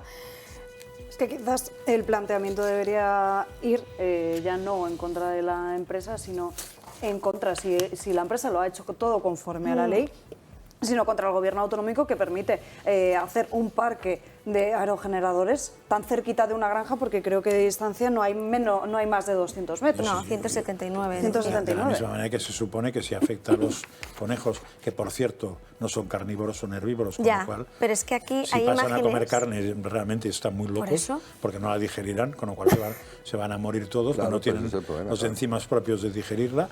Pero que si afecta a los conejos, también afectará a los señores y señoras que viven en la zona. Con lo cual esto habría que estar, ya que estamos tan preocupados por los seres vivos, pues poner ese tipo de parques a una distancia si se demuestra que afectan, que yo no lo sé. Hasta ahora se demostraba que afectaban porque mataban pájaros, pero si además resulta que tienen ese tipo de problema, pues puede ser, claro. Bueno, la legislación... Perdona... Eso es que la ciencia avance y lo confirme. Lo que la ciencia avanza, que es una barbaridad, y claro, a cada vez la casuística puede aumentar. Yo me imagino que allí no duerme nadie como ser humano, o sea, allí el que duermen son los conejos, ¿no? Y entonces, bueno, pues posiblemente antes no se supiera, o ahora eso, que cuando se sepa, o sea, se preveía una distancia de hábitats humanos, pero o no se sabía que en fin, se daba el caso de que alguien instalaría o se instalaría al lado de donde habría pues mamíferos y que se ve, y claro, pues puede crear jurisprudencia, ahí está, claro, el problema que el pobre hombre ha tenido la mala suerte de ser el cobaya, nunca mejor dicho, en este asunto, y ya lo siento por él, ¿no? Dice que lleva sufriendo esta situación desde el año 2020 y claro, lo que establece la legislación actual es una distancia mínima de 500 metros. ¿Por qué aquí no? Porque por lo visto, al ser una instalación previa, entonces no se acoge a esa legislación. ¿Previa qué era? ¿Que primero los molinos y después la granja? No, previa a esa normativa, yo creo que la granja lleva ahí, claro, previa a la normativa, claro, la instalación pues previa a la normativa. Es curioso que se instalaran molinos sin normativa. Tú no dejas de ser... En el momento... No, o sea, me refiero... Había una normativa había, que no establecía que tendría que estar a 500 metros Claro, este sí. parque, y luego estuvo esa normativa y por eso... Gracias, Alba. Pues algunos de los dos tendrán que ceder. O el aerogenerador o el de la granja, decir, oiga, pues me llevo la granja. O en vez de eso cultivo zanahorias. Tiene que ver algo con los conejos. Las zanahorias son seres sintientes. Tendremos que estar muy no sabemos, pendientes de este yo no asunto. veo Ana por qué Mullo, no. gracias por estas crónicas de Manicomio. Mañana más y mejor. Y nos vamos, como les decía antes, hasta la Comunidad Valenciana para conocer las últimas novedades que tenemos sobre Chimo Puig en el diario El Mundo y esa empresa de su hermano. 2 semanas quedan para que los valencianos acudan a las urnas y su presidente sigue embarrándose en el que podría ser otro grave caso de corrupción. Durante el paso de Chimo Puig por el Ayuntamiento castellonense de Morella entre 1995 y 2012, según informa El Mundo, existen hasta 370 facturas por valor de más de 104.000 euros a la empresa en la que trabajaba el hermano del presidente valenciano. Pagos que se sumarían a los otros 57 ya revelados por El Digital. La empresa de Francis Puig habría podido estar facturando durante 13 años por trabajos publicitarios, sin mediar un solo contrato administrativo. Y ojo, a la ecuación se suma Pilar Corbatón Puig, sí, la prima de Chimo Puig, que ejerce como secretaria interventora en el consistorio morellano, y como tal, el mes pasado constató con su firma que no constan documentos sobre contratos suscritos entre el consistorio y sus empresas públicas con las firmas del hermano de Chimo Puig. El también candidato a la reelección por el PSOE valenciano niega todo. Y yo le digo que todas esas facturas y todo lo que se hizo con esa empresa en la que trabaja mi hermano, pero que no es de mi hermano, se hizo con absoluta legalidad. Y devuelve la pelota a su principal adversario político. Mire, esto forma parte directa de la campaña más sucia que yo he conocido del Partido Popular. Una estrategia que critica, pero que él mismo utiliza, acusando al Partido Popular de que su proyecto es el antisanchismo y recordando su corrupción en dicha comunidad autónoma. No podemos olvidarnos. Sabemos lo que hicieron y lo que harán. Campaña de desprestigio ideada o no por el Partido Popular, el caso es que cada día salen nuevas informaciones sobre la presunta implicación en esta trama municipal de más familiares del todavía presidente valenciano. Bueno, pues lo que está claro es que desde hace años la empresa del hermano de Chimo Puig recibe una cuantía bastante suculenta de dinero público. De hecho, publica también esta misma mañana Libertad Digital cómo Javier Lambán riega con fondos europeos a los hermanos de Chimo Puig. Se refiere exactamente a una publicación en Internet que, según este medio digital, es totalmente residual, pero que ha recibido 77.000 euros en total procedentes de estos fondos. Se trata de una revista que tiene 16 páginas, pero es todo un recopilatorio de patrocinios públicos, incluido el de los fondos europeos agrícolas de desarrollo rural. Muestra además Libertad Digital en esta noticia también una fotografía que muestra ese patrocinio conseguido por los hermanos del presidente socialista valenciano y candidato además también a las próximas elecciones, ya que a pesar de ser fondos europeos, este dinero lo asigna directamente el gobierno de Javier Lambán. Es mucho más inteligente eso. O sea, yo lo que hago es hinchar a tus hermanos y tú hinchas a los míos. Exacto. Pero jamás yo lo voy a hacer directo, ni tú directo, es mucho más inteligente, es la misma porquería, pero más intelectualizada. Entonces, yo lo que le recomiendo a Chimo Puig es que haga un cursillo de picaresca, pero bien hecho, o sea, que estudie un poco cómo hacer trampas, pero hacerlas con más altura, ¿no? Yo no sé por qué. Porque lo de la familia ya dijimos ayer que era muy importante, o sea, de hecho, en todas las películas italoamericanas que tienen que ver con Nápoles y Sicilia, se explica muy bien, aunque sea en Nueva York, la importancia de la familia. Yo no sé qué tienen ustedes. No es normal que en esta cadena se critique el apoyo a la gran familia y el amor y lo primero para la familia y estas cosas, como hace Chimo Puig y tal, ¿no? Y incluso la familia socialista, ¿no? Con el Lambán y tal. Eso es muy importante. Eso es hacer y país. para una vez que sabemos a dónde se destina algún fondo europeo, porque no se te acaba de enterar que en Europa acaban de decir que ya les gustaría saber. Que han preguntado N veces y que... Y claro, lo único que ha dicho el gobierno español no, y se lo dimos a las autonomías. Bueno, pues ya sabemos dónde acaba alguno de los fondos. Sí, sí. Esto lo único que a mí no me llama la atención. Me imagino que si rascamos vamos a encontrar en mucha autonomía esto.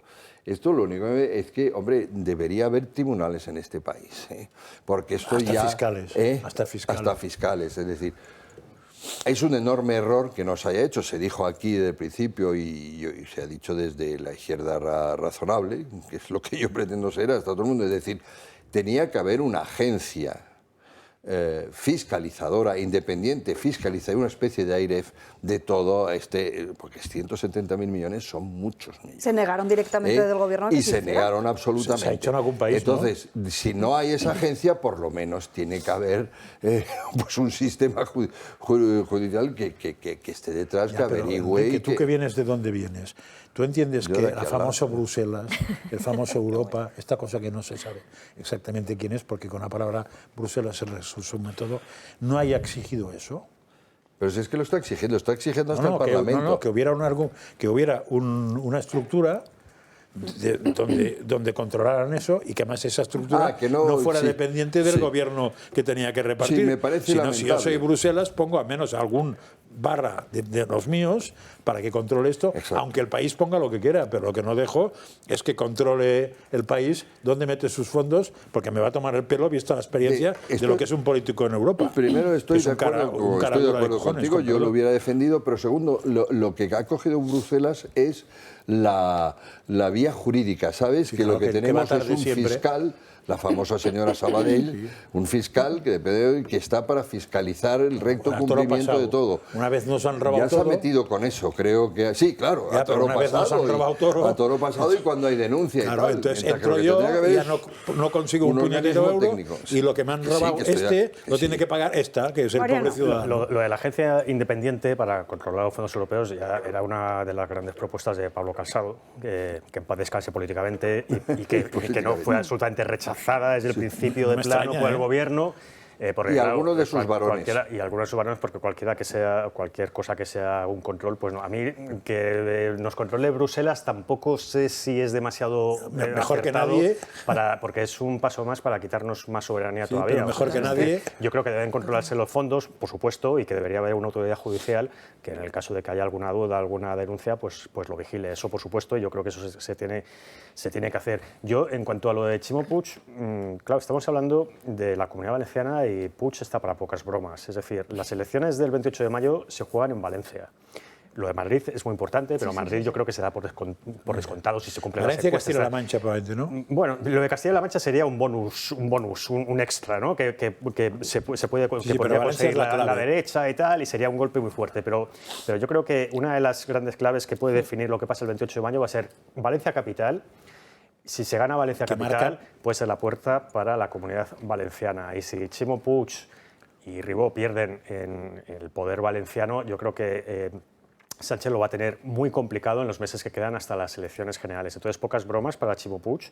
Lo que debería hacer es dar todas las explicaciones posibles e intentar defenderse, porque está para pocas bromas. Las encuestas le están situando en una posición que puede perderlo perfectamente dentro de 2 semanas. Es decir, ya hemos recordado que la campaña empieza esta noche.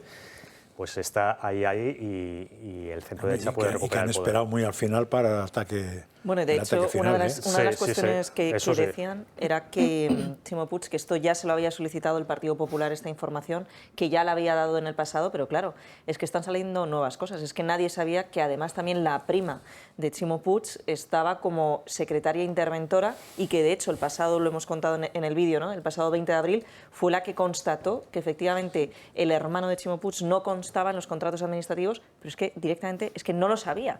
Claro, una cosa es que sí que estuviese los servicios de publicidad que supuestamente pues estaba prestando el hermano de Ximo Puig, estuviesen publicados y fuese, digamos, se cumpliese el principio de publicidad activa, pero nadie firmó un contrato administrativo en no sé cuántos años, creo que 17, 12 años, en una barbaridad de años, para justificar por qué se ha concedido a esta empresa en la que, es verdad, no la preside el hermano de Ximo Puig, pero bueno, forma parte parte de ella, ¿no? Vive de la misma. Entonces resulta realmente sorprendente. Veremos más ataques durante las próximas 2 semanas. Está publicando esta información El Mundo, todo hay que decirlo, y probablemente, porque como tú bien indicas, Mariano, es que es el centro del cambio, digamos, de izquierda a derecha en España, empieza en la Comunidad Valenciana el próximo 28 de mayo. Y luego volveremos a hablar de esta campaña electoral del 28 de mayo porque en unos minutos les contaremos qué es lo que pronostica el CIS sobre la Comunidad Valenciana y sobre la Comunidad de Madrid.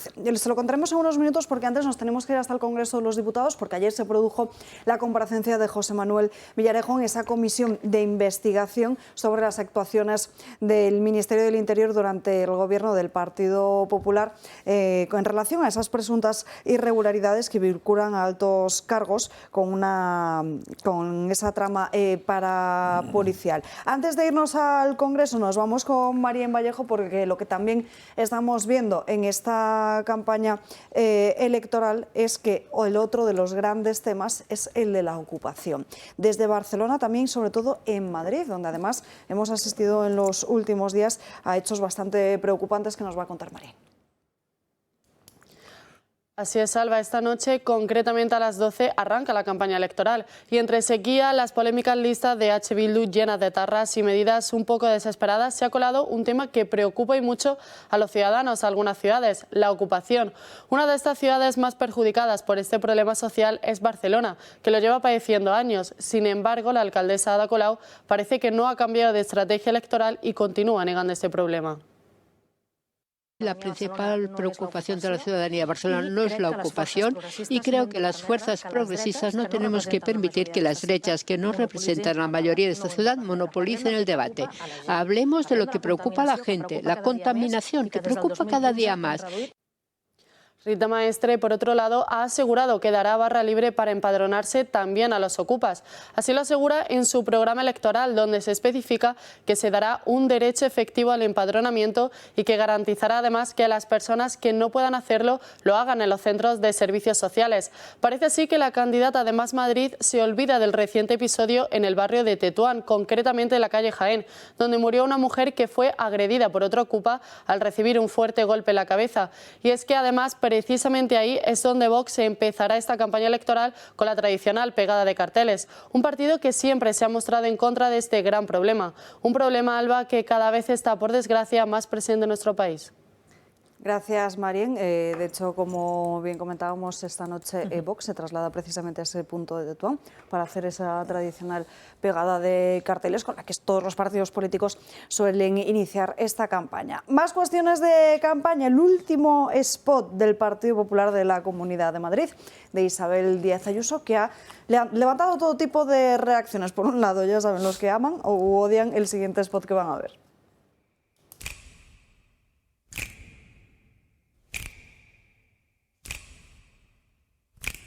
Ganas, tú ganas. Ganas de Madrid con ganas. Ganas.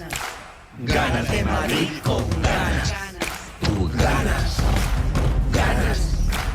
Ganas de Madrid con ganas. Ganas. Gana Madrid. Ganas. Con ganas. Ganas. Ganas de Madrid con ganas. Tú ganas. Ganas de Madrid con ganas Madrid. Ganas con ganas. Ganas. Ganas. Ganas de Madrid con ganas de ganar con ganas. Ganas de ganar. Tú ganas. Gana Madrid. Tú ganas. Ganas. Bueno, pues como decimos, ha provocado todo tipo de reacciones, desde las burlas hasta quien ha dicho que es muy pegadizo y que está bastante bien este spot de campaña. No se mete con nadie, ¿no? ¿El qué? No se mete con nadie. Yo pensé que sería el típico spot de poner a caer de un burro al resto. No es que se meta con nadie. O sea, yo he estado en algún mitin o acto preelectoral del PP con esta, no sé cómo llamarlo, canción, sintonía o como se quiera llamar. Y estás media hora escuchando esto y te vuelves loco. Es decir, es absolutamente insoportable. Y bueno, lo dijo Juanma Moreno, o sea, no lo digo yo. Juanma Moreno también, cuando vino a Madrid, a la Comunidad de Madrid, a un acto, no sé si era en Fuenlabrada, donde dijo que, bueno, que el PP había hecho cosas mejores realmente, ¿no? Bueno, no sé si esa especie de reggaetón de la musiquita del PP convertida en una canción de reggaetón es mucho mejor que esto. No, sí, desde luego. Desde luego no son muy acertados, pero esta en concreto, de verdad que te pone la cabeza así cuando llevas, por lo menos cuando vas a trabajar. Oye, si vas como público, pues yo no sé, a lo mejor les encanta, ¿no?, a los más fans de Isabel Díaz Ayuso, pero si vas como a trabajar como periodista, acabas después de media hora, pero que te quieres ir de ahí corriendo. ¿Pero tiene media hora seguida? Hasta que llegan, entonces llegas ahí mientras te preparas con el ordenador y no sé qué, y es un machaque contigo. Te deja la cabeza como un bombo. Bueno, no sé cómo tendrá hoy la cabeza Alberto Núñez Feijóo después de leer precisamente una entrevista que hacéis en el diario ABC a Esperanza Aguirre. Sus declaraciones son parecen bastante directas. Dice, no es descartable que veamos a Isabel Díaz Ayuso en la Moncloa en el futuro. No sé cómo ha sentado esto en Génova 13, a unas horas de que comience la campaña electoral. Bueno, Esperanza Aguirre la conocemos todos, no se muerde la boca, la lengua nunca, o sea, eso es así, y es la principal fan de Isabel Díaz Ayuso. Es una user isabelina, como dicen los de nuevas generaciones, porque es así. Ella dice que Isabel Díaz Ayuso es la mejor presidenta de la comunidad que ha tenido nunca esta región, y todo lo que diga de Isabel y Díaz Ayuso pues es poco para ella. Y entonces ella, por supuesto que en la entrevista se puede cortar un poquito más, pero si hablas con ella en privado se suelta más, y ella, por supuesto, que la ve con grandes expectativas en el futuro. Almeida es un poco más cauta y le sitúa como mucho como ministro, que bueno, que tampoco está mal, ¿no?, para el alcalde, pero con Ayuso sí que se dispara su expectativa.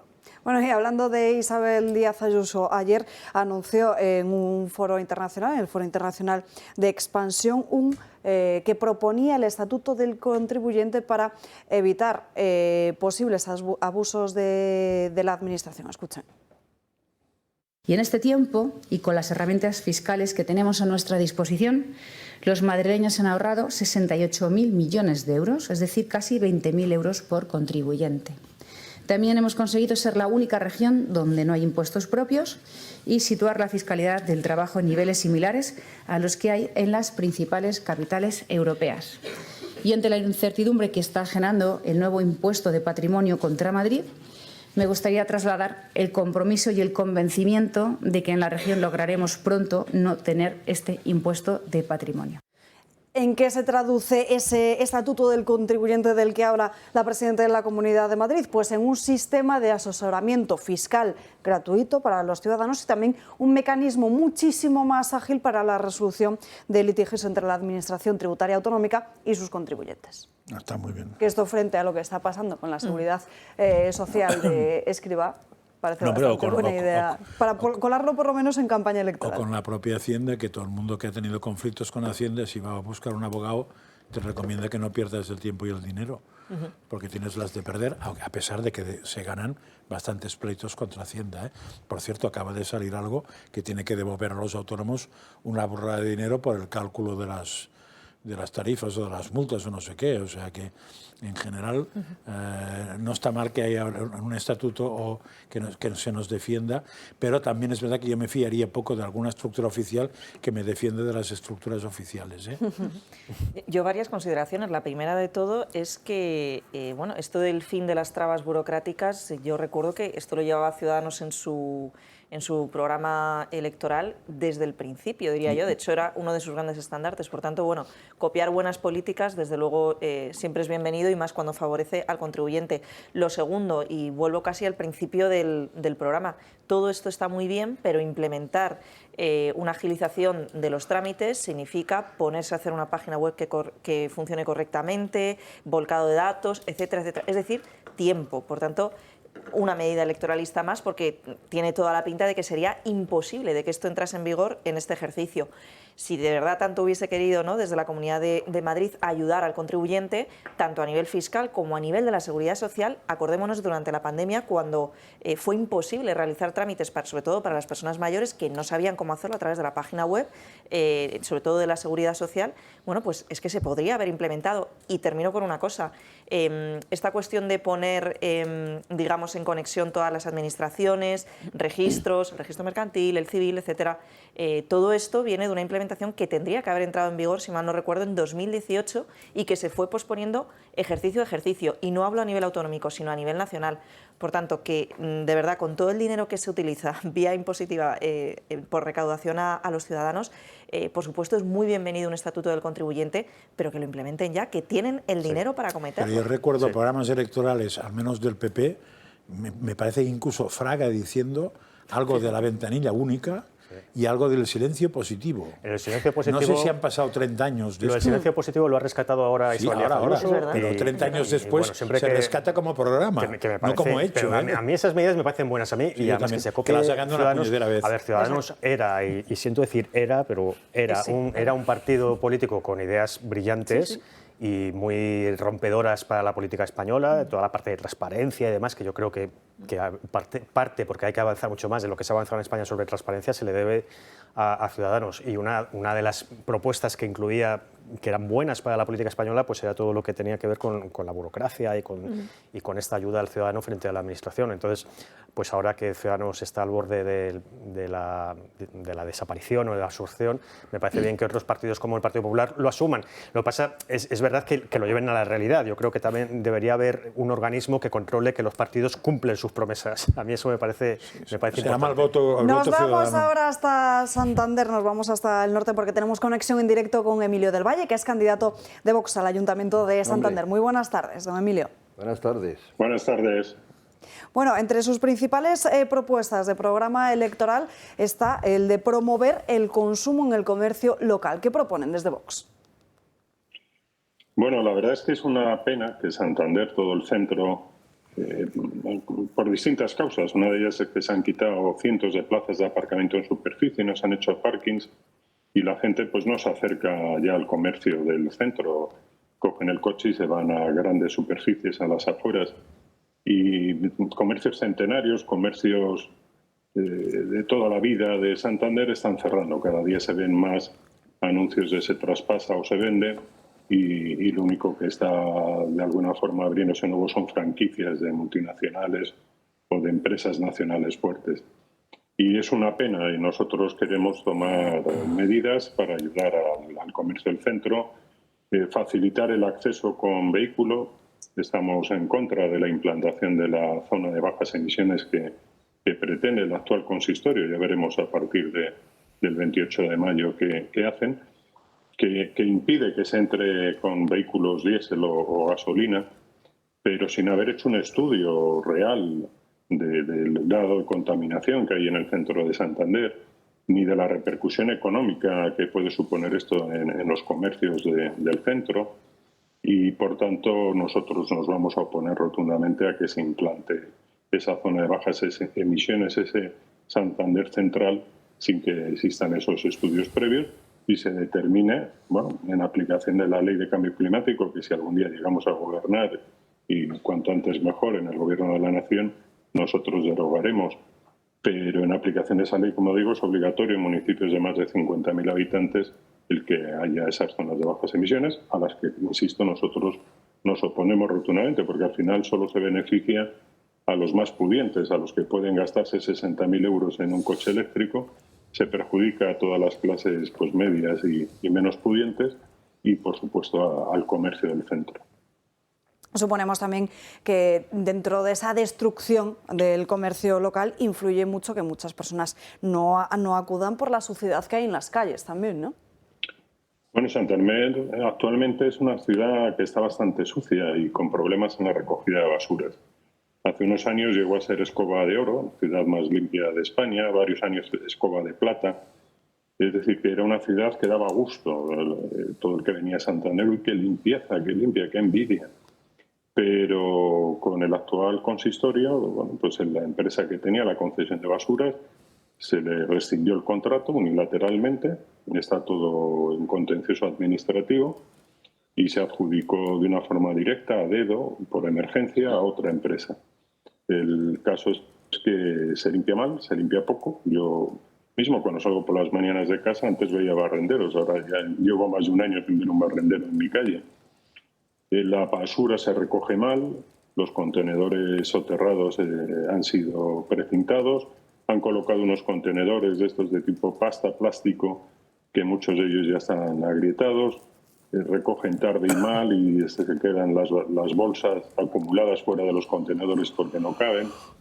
Recientemente, en un medio de comunicación escrito de gran tirada en Santander, pues decían que había más ratas que nunca en la ciudad. Es decir, que es una pena que de ser una ciudad envidiable en limpieza, la tengamos ahora con el grado de suciedad que la estamos padeciendo.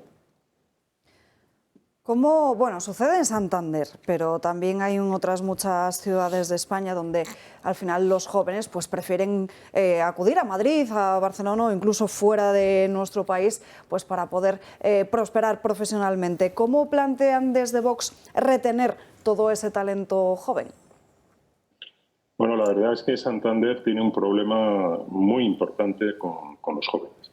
Yo, de hecho, tengo 3 hijos y los 3 trabajan fuera de Santander porque en Santander no hay oportunidades. Y todos sus amigos, prácticamente todos, trabajan también fuera de Santander. Es un tema que es complicado y no solo son medidas que tiene que tomar el ayuntamiento, sino también la comunidad autónoma, el gobierno regional. Revilla no se ha preocupado nunca por los jóvenes ni por la situación de los jóvenes. Hay que hacer una planificación adecuada, empezando por el tema de la vivienda. Santander, bueno, no son los precios de Madrid y Barcelona, pero son viviendas que son caras y no tienen acceso los jóvenes a una vivienda para poder independizarse. No hay apenas industria, lo que más se ha apostado mucho por el turismo, por la hostelería, pero claro, no podemos vivir solo de camareros y cocineros. Y la verdad que hay que hacer un plan para recuperar a todo el talento joven que está fuera de la región, que está fuera de la ciudad, facilitarles la posibilidad, pues desde acceso a vivienda, acceso a trabajo, etcétera, etcétera, de una forma además urgente, cuanto antes mejor, porque la población de Santander ha disminuido y cada vez es gente de más edad. También proponen desde Vox una bajada de impuestos, ¿no? ¿Cómo está ahora mismo esa situación en Santander? Sí, nosotros proponemos bajar los impuestos y a la vez eliminar todo el gasto político innecesario, porque no todo consiste en bajar impuestos, sino que también para compensar y equilibrar el presupuesto municipal, pues hay que reducir gastos. La primera cuestión es la plusvalía. Nosotros estamos en contra de ese impuesto, con lo cual procederíamos a suprimir la plusvalía en las transmisiones que se generen en el territorio de Santander. Crearemos un fondo de contingencia para poder hacer frente a las devoluciones de las plusvalías que se pagaron y que tienen sentencia o están obteniendo ahora sentencia de nulidad de su cobro antes de la reforma que se hizo de la Ley de Haciendas Locales, pero, como digo, suprimiríamos la plusvalía. El resto de impuestos los rebajaríamos al mínimo. En Santander tenemos un canon por saneamiento de la bahía y otro por el trasvase del Ebro al Pas, que se cobra con el recibo del agua y basuras, y bueno, presionaríamos al Gobierno de la Nación y al Gobierno autonómico para que tanto el uno como el otro supriman ese canon que repercute en el consumo del agua de los ciudadanos. Y el resto de impuestos los bajaríamos al mínimo legal, al mínimo posible. Gastos, todo el gasto superfluo.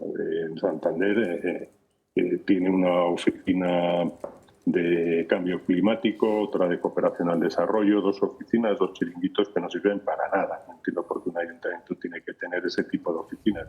Al final se duplica los servicios, porque la comunidad autónoma, por otro lado, también tiene algo parecido, el Estado tiene también algo parecido, pues esas 2 oficinas, desde luego, las suprimiríamos. Rebajaríamos el número de concejalías de gobierno, suprimiríamos gran número de personal eventual de confianza, lo que comúnmente se conoce como amiguetes de los políticos, y desde luego, y lo principal, todas las subvenciones que se dan a chiringuitos, a asociaciones progresistas o no, me da lo mismo, pero será a todo tipo de asociaciones, a sindicatos, a la patronal, a partidos políticos, es decir, todo ese gasto improductivo Pues nosotros partimos de la base de que cualquier sindicato, asociación con carácter general o partido político se tiene que nutrir de las cuotas de sus afiliados, de sus socios o de sus asociados. En cualquier caso, hay mucho donde recortar y, por tanto, hay mucha posibilidad de bajar impuestos. No se puede tener al ciudadano de Santander totalmente exprimido,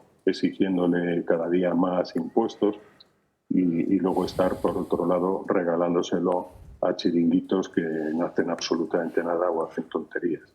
Para nosotros lo primero es el ciudadano, es el santanderino, y el ayuntamiento lo que tiene que velar es por el bienestar de sus ciudadanos. Hace unos días estuve visitando el Mercado de la Esperanza, el mercado principal de Santander, y me decían tanto pescateros como fruteros como carniceros que las ventas les va bien, que están vendiendo mucho y bien, pero que el margen de beneficio cada vez es menor, porque cada vez están más exprimidos con impuestos, los autónomos con sus cuotas, con los empleados que tienen, bueno, pues con sus cotizaciones sociales, etcétera, etcétera, más toda la elevación de precio de los consumibles, del agua, de la luz, pues que antes con 3 hijos les daba para pagarles estudios y que se fueran incluso fuera de Santander a terminar sus carreras o sus máster, y que ahora no pueden, que ahora el beneficio que tienen, aun teniendo más venta, el beneficio es menor y el margen que tienen de disponibilidad para sus gastos corrientes pues cada vez es más pequeño, ¿eh? Emilio del Valle, muchísimas gracias por estar con nosotros en directo. Le deseamos muchísima suerte en esta campaña electoral. Gracias a vosotros, Emilio. Un abrazo. Y nos tenemos que ir ya a la última pausa de publicidad del día de hoy, no sin antes recordarles cuál es el número de teléfono al que pueden enviar sus mensajes de texto para apoyar al Toro Televisión, para permitir que sigamos denunciando muchísimas otras cosas que el resto de medios de comunicación ocultan, para seguir defendiendo férreamente los valores que siempre nos han caracterizado. Para ello, envíenos ese mensaje de texto ahora en estos minutos de publicidad con la palabra Toro al 28088. Por menos de lo que cuesta un café, podrán ayudarnos, lo agradecemos enormemente. Toro al 28088, publicidad y seguimos. Esto es una nave, pero como veis, se han montado su casa. Estamos haciendo un reportaje sobre la ocupación. ¿Les importa que les...? No. ¿No les ayudan? No quieren que les grabemos. No. Entonces, cuando Sánchez viene aquí y dice... Prometo... Si Sánchez es un mierda. Claro, y al estar ustedes en un polígono no cuentan en las cifras, porque esto no es vivienda. ¿Y qué hago? Estoy ahí debajo de un puente. Ya estamos de vuelta en Dando Caña, últimos 20 minutos de programa, y antes de seguir analizando y debatiendo sobre las diferentes cuestiones que marca hoy la agenda política, saludamos en nuestra mesa a Eduardo Mora. Muy buenas tardes, Eduardo. Hola, ¿qué tal? Buenas tardes. Bueno, estamos a puertas de un nuevo puente, por lo menos en la Comunidad de Madrid, porque el día 15 es el día de San Isidro, así que lo habitual este fin de semana es que tengamos muchísimas reuniones en familia, aunque también al final vemos que también tenemos muchísimos problemas para escuchar cuando estamos en una reunión ahora con el teletrabajo, que siempre hay alguien que se conecta por Zoom y nos cuesta escuchar, ¿no? Sí, es el principal problema, que la gente cuando empieza a decir es que estoy sordo, no. O sea, la pérdida va siendo paulatina y lo que perdemos normalmente al principio, la mayoría, son los tonos agudos. Entonces, cuando hay ruido, cuando hay ambiente ruidoso de una reunión familiar, una conversación, y como nos pasa muchas veces en televisión y ahora mismo con el teletrabajo, se mezclan los sonidos. Y al mezclarse los sonidos, cuando tienes un poco de pérdida, pierdes mucho el grado de entendimiento. Y es la principal queja, decir, no, si yo oigo bien, pero no entiendo. Y entonces, eso es el problema.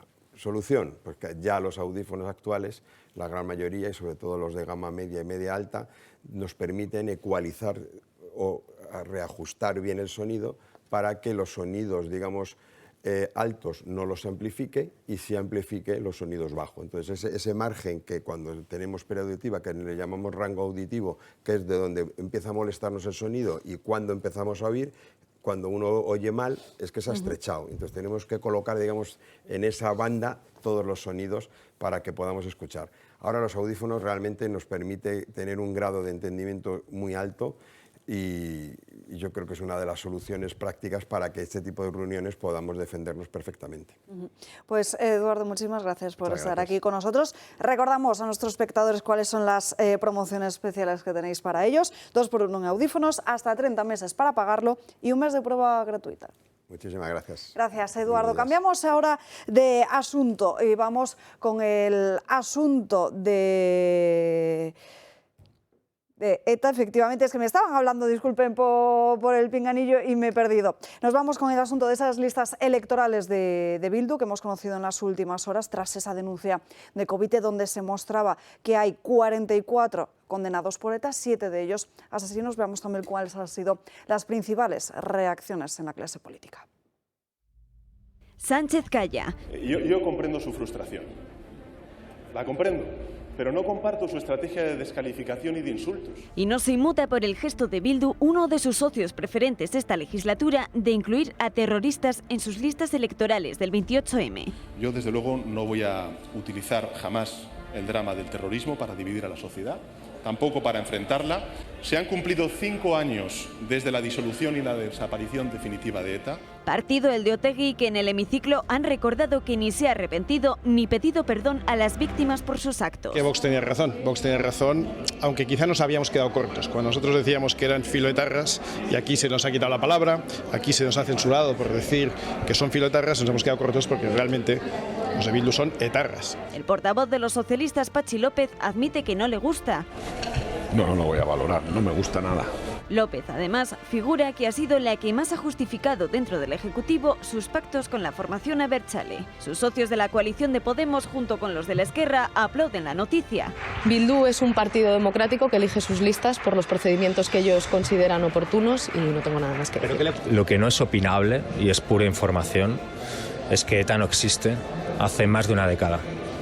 Al final yo creo que la izquierda Abertzale, guste más o guste menos, es una fuerza importantísima en Euskadi, en Euskal Herria, y hace política.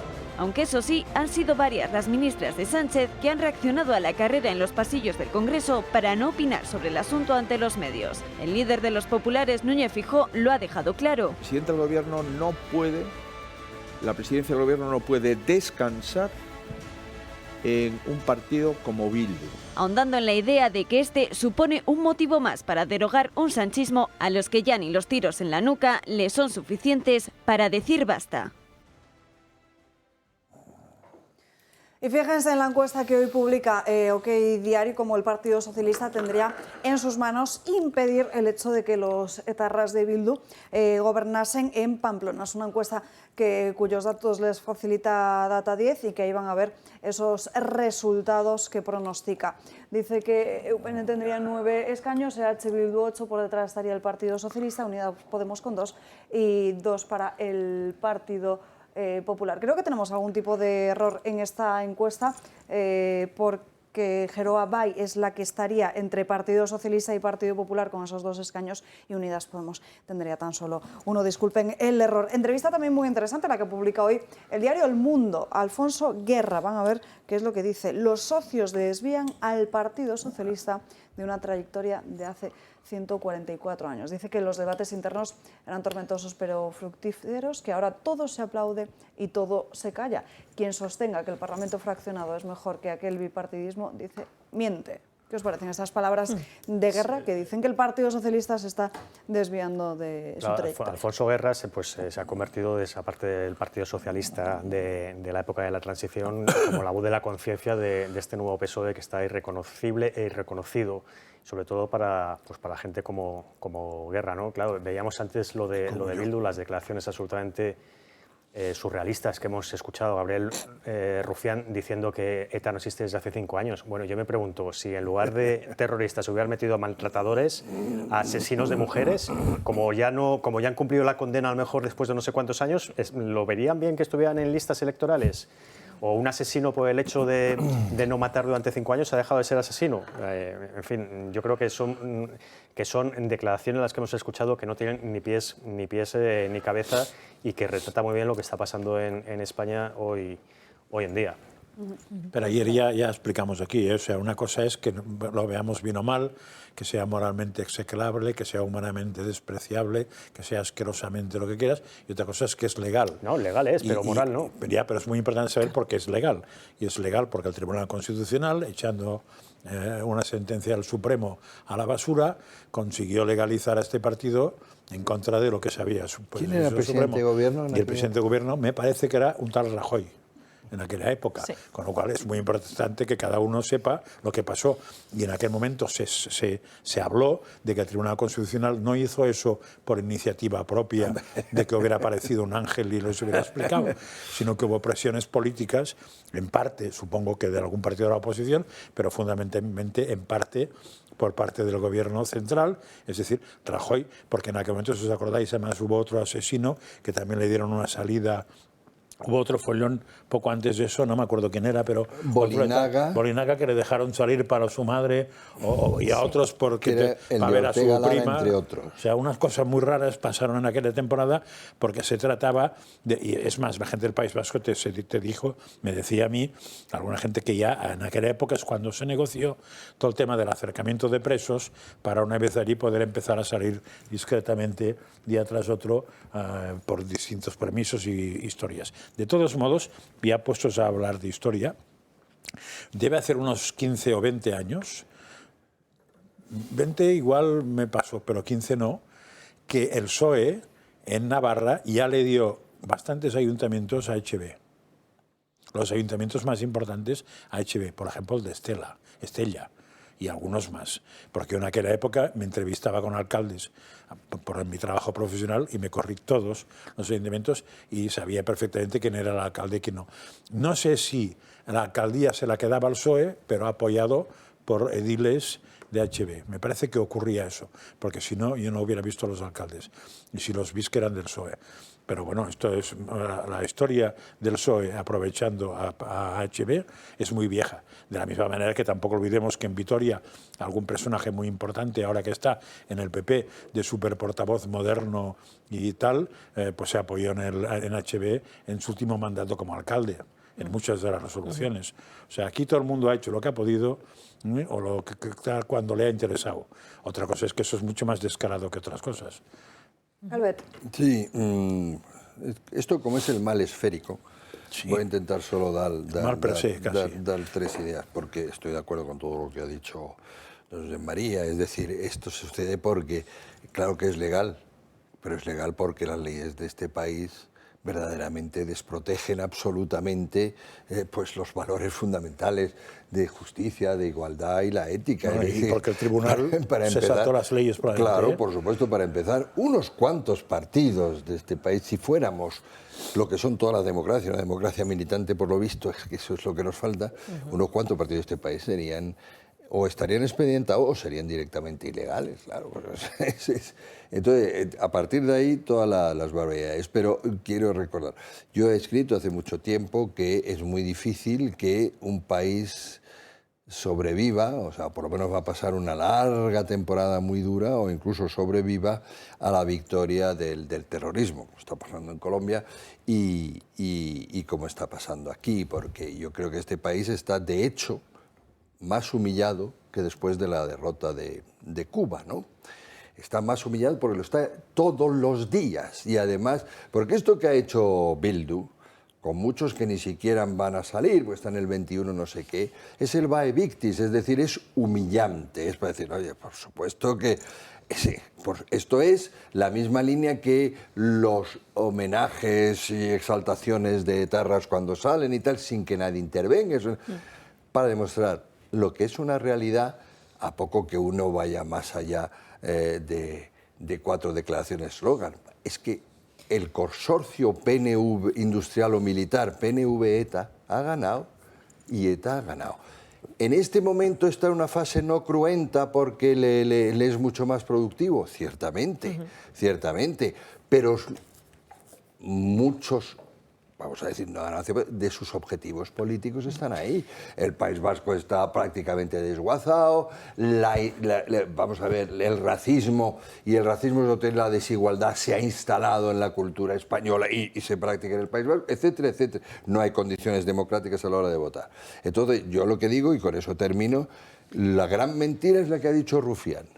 No es opinable, son hechos, al contrario, es más que opinable, mucho más que opinable que ETA haya desaparecido. Patricia. No nos tome usted por idiotas. Perdona, Patricia. Para nada, y de hecho yo quería abrir intervención con eso, ¿no? Contestando al señor Gabriel Rufián, por supuesto que ETA existe. Otra cosa es que haya abandonado las armas, pero tanto existe que hasta se tuvo que cambiar de nombre varias veces para poder continuar democráticamente al frente de una formación política.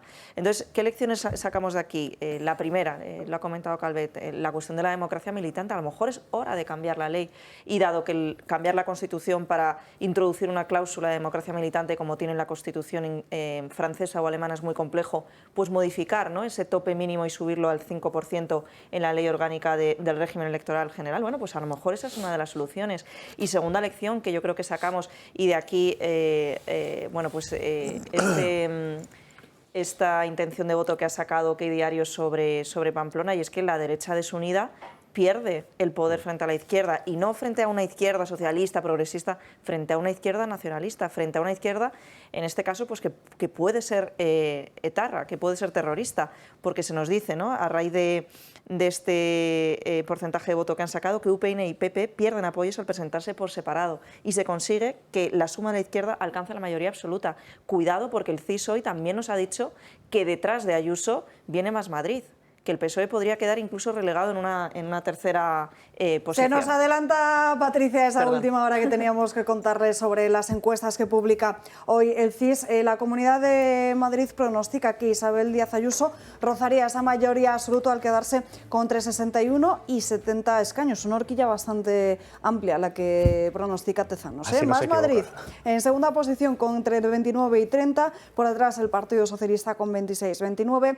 Vox 8-11 y Unidas Podemos desaparecería directamente de la Asamblea de la Comunidad de Madrid. Atención, porque también en Madrid Almeida revalidaría su mandato, pero ojo, porque la izquierda parece que le pisa los pies. En la Comunidad Valenciana se aleja ese posible pacto entre Partido Popular y Vox, horquilla de 36 escaños para Amazon, por detrás estaría el Partido Socialista con 34, Compromís con 19 y Vox sumaría 12 parlamentarios, por lo que Chimo Puig podría seguir gobernando en la Comunidad Valenciana, revalidando el pacto del Botànic con Compromís y con Podemos. ¿Qué dice también el CIS? Llamativo esto de Castilla-La Mancha, en contra de lo que dicen todas las encuestas, porque pronostica que Paje tendría la mayoría absoluta. Por el contrario, Extremadura, Aragón y La Rioja estarían supeditados a un pacto del Partido Socialista con otras fuerzas políticas. Esos Tezanos. Esto es el CIS. Ya, entonces yo prefiero leer novelas ejemplares de Cervantes, que son mucho mejor. Baleares, pues ahora te lo digo. Dame unos minutos. Lo que pasa mientras lo miráis lo de Baleares, lo que pasa, vamos a ver, quedan 2 semanas para las elecciones, es el momento de la verdad. Es decir, lo que está diciendo el CIS además sobre el resultado de las municipales es que va a ganar el PSOE. Es decir, unas elecciones de ámbito general va a ganar el PSOE, no sé si son 4 puntos, no he visto un poco por encima. 37-28. O sea, bueno, en las elecciones municipales, según el CIS, ganaría el PSOE con un 31,7% en las municipales. Pues ganaría el PSOE en Baleares. Es el momento de la verdad. Si Tezanos acierta, y lo vamos a ver, en 2 semanas, Feijóo tiene un problema. Con estos datos que nos acaba de contar. Tiene un problema. Pero si no acierta, Tezanos tiene que dimitir esa misma noche.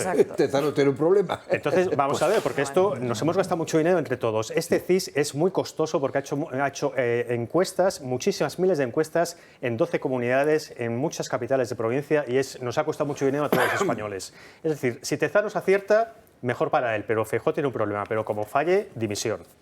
No más que un problema, Feijóo tiene el problema. Porque entonces lo que dice Esperanza Aguirre en ABC, ha sido en ABC, ¿no? Sí. empieza a funcionar. Empieza a coger. Empieza a funcionar. El problema es que el Ojo CIS... que el liderazgo de Feijóo también se cocinó así. Dijo que él no quería liderar el Partido Popular hasta que no tuvieron que pedírselo y era la única solución posible. Pues a lo mejor en este caso pasa lo mismo. No sé si nos da tiempo a irnos con Gabriel Serrano para que nos cuente qué es lo que está pasando en Gaza con esa escalada de tensión entre Israel y Palestina. Gaby.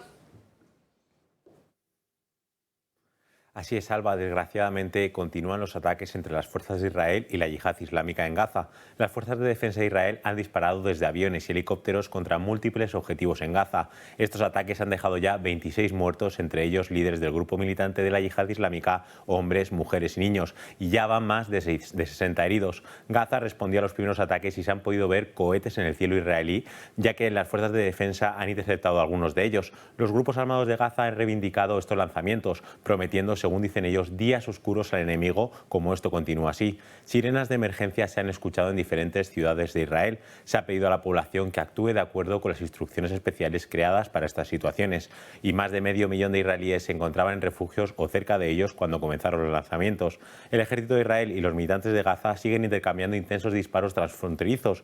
Egipto intenta mediar para un alto el fuego, pero los esfuerzos de tregua no están dando sus frutos. Un conflicto que lleva años y años y los que más lo sufren, Alba, son los ciudadanos.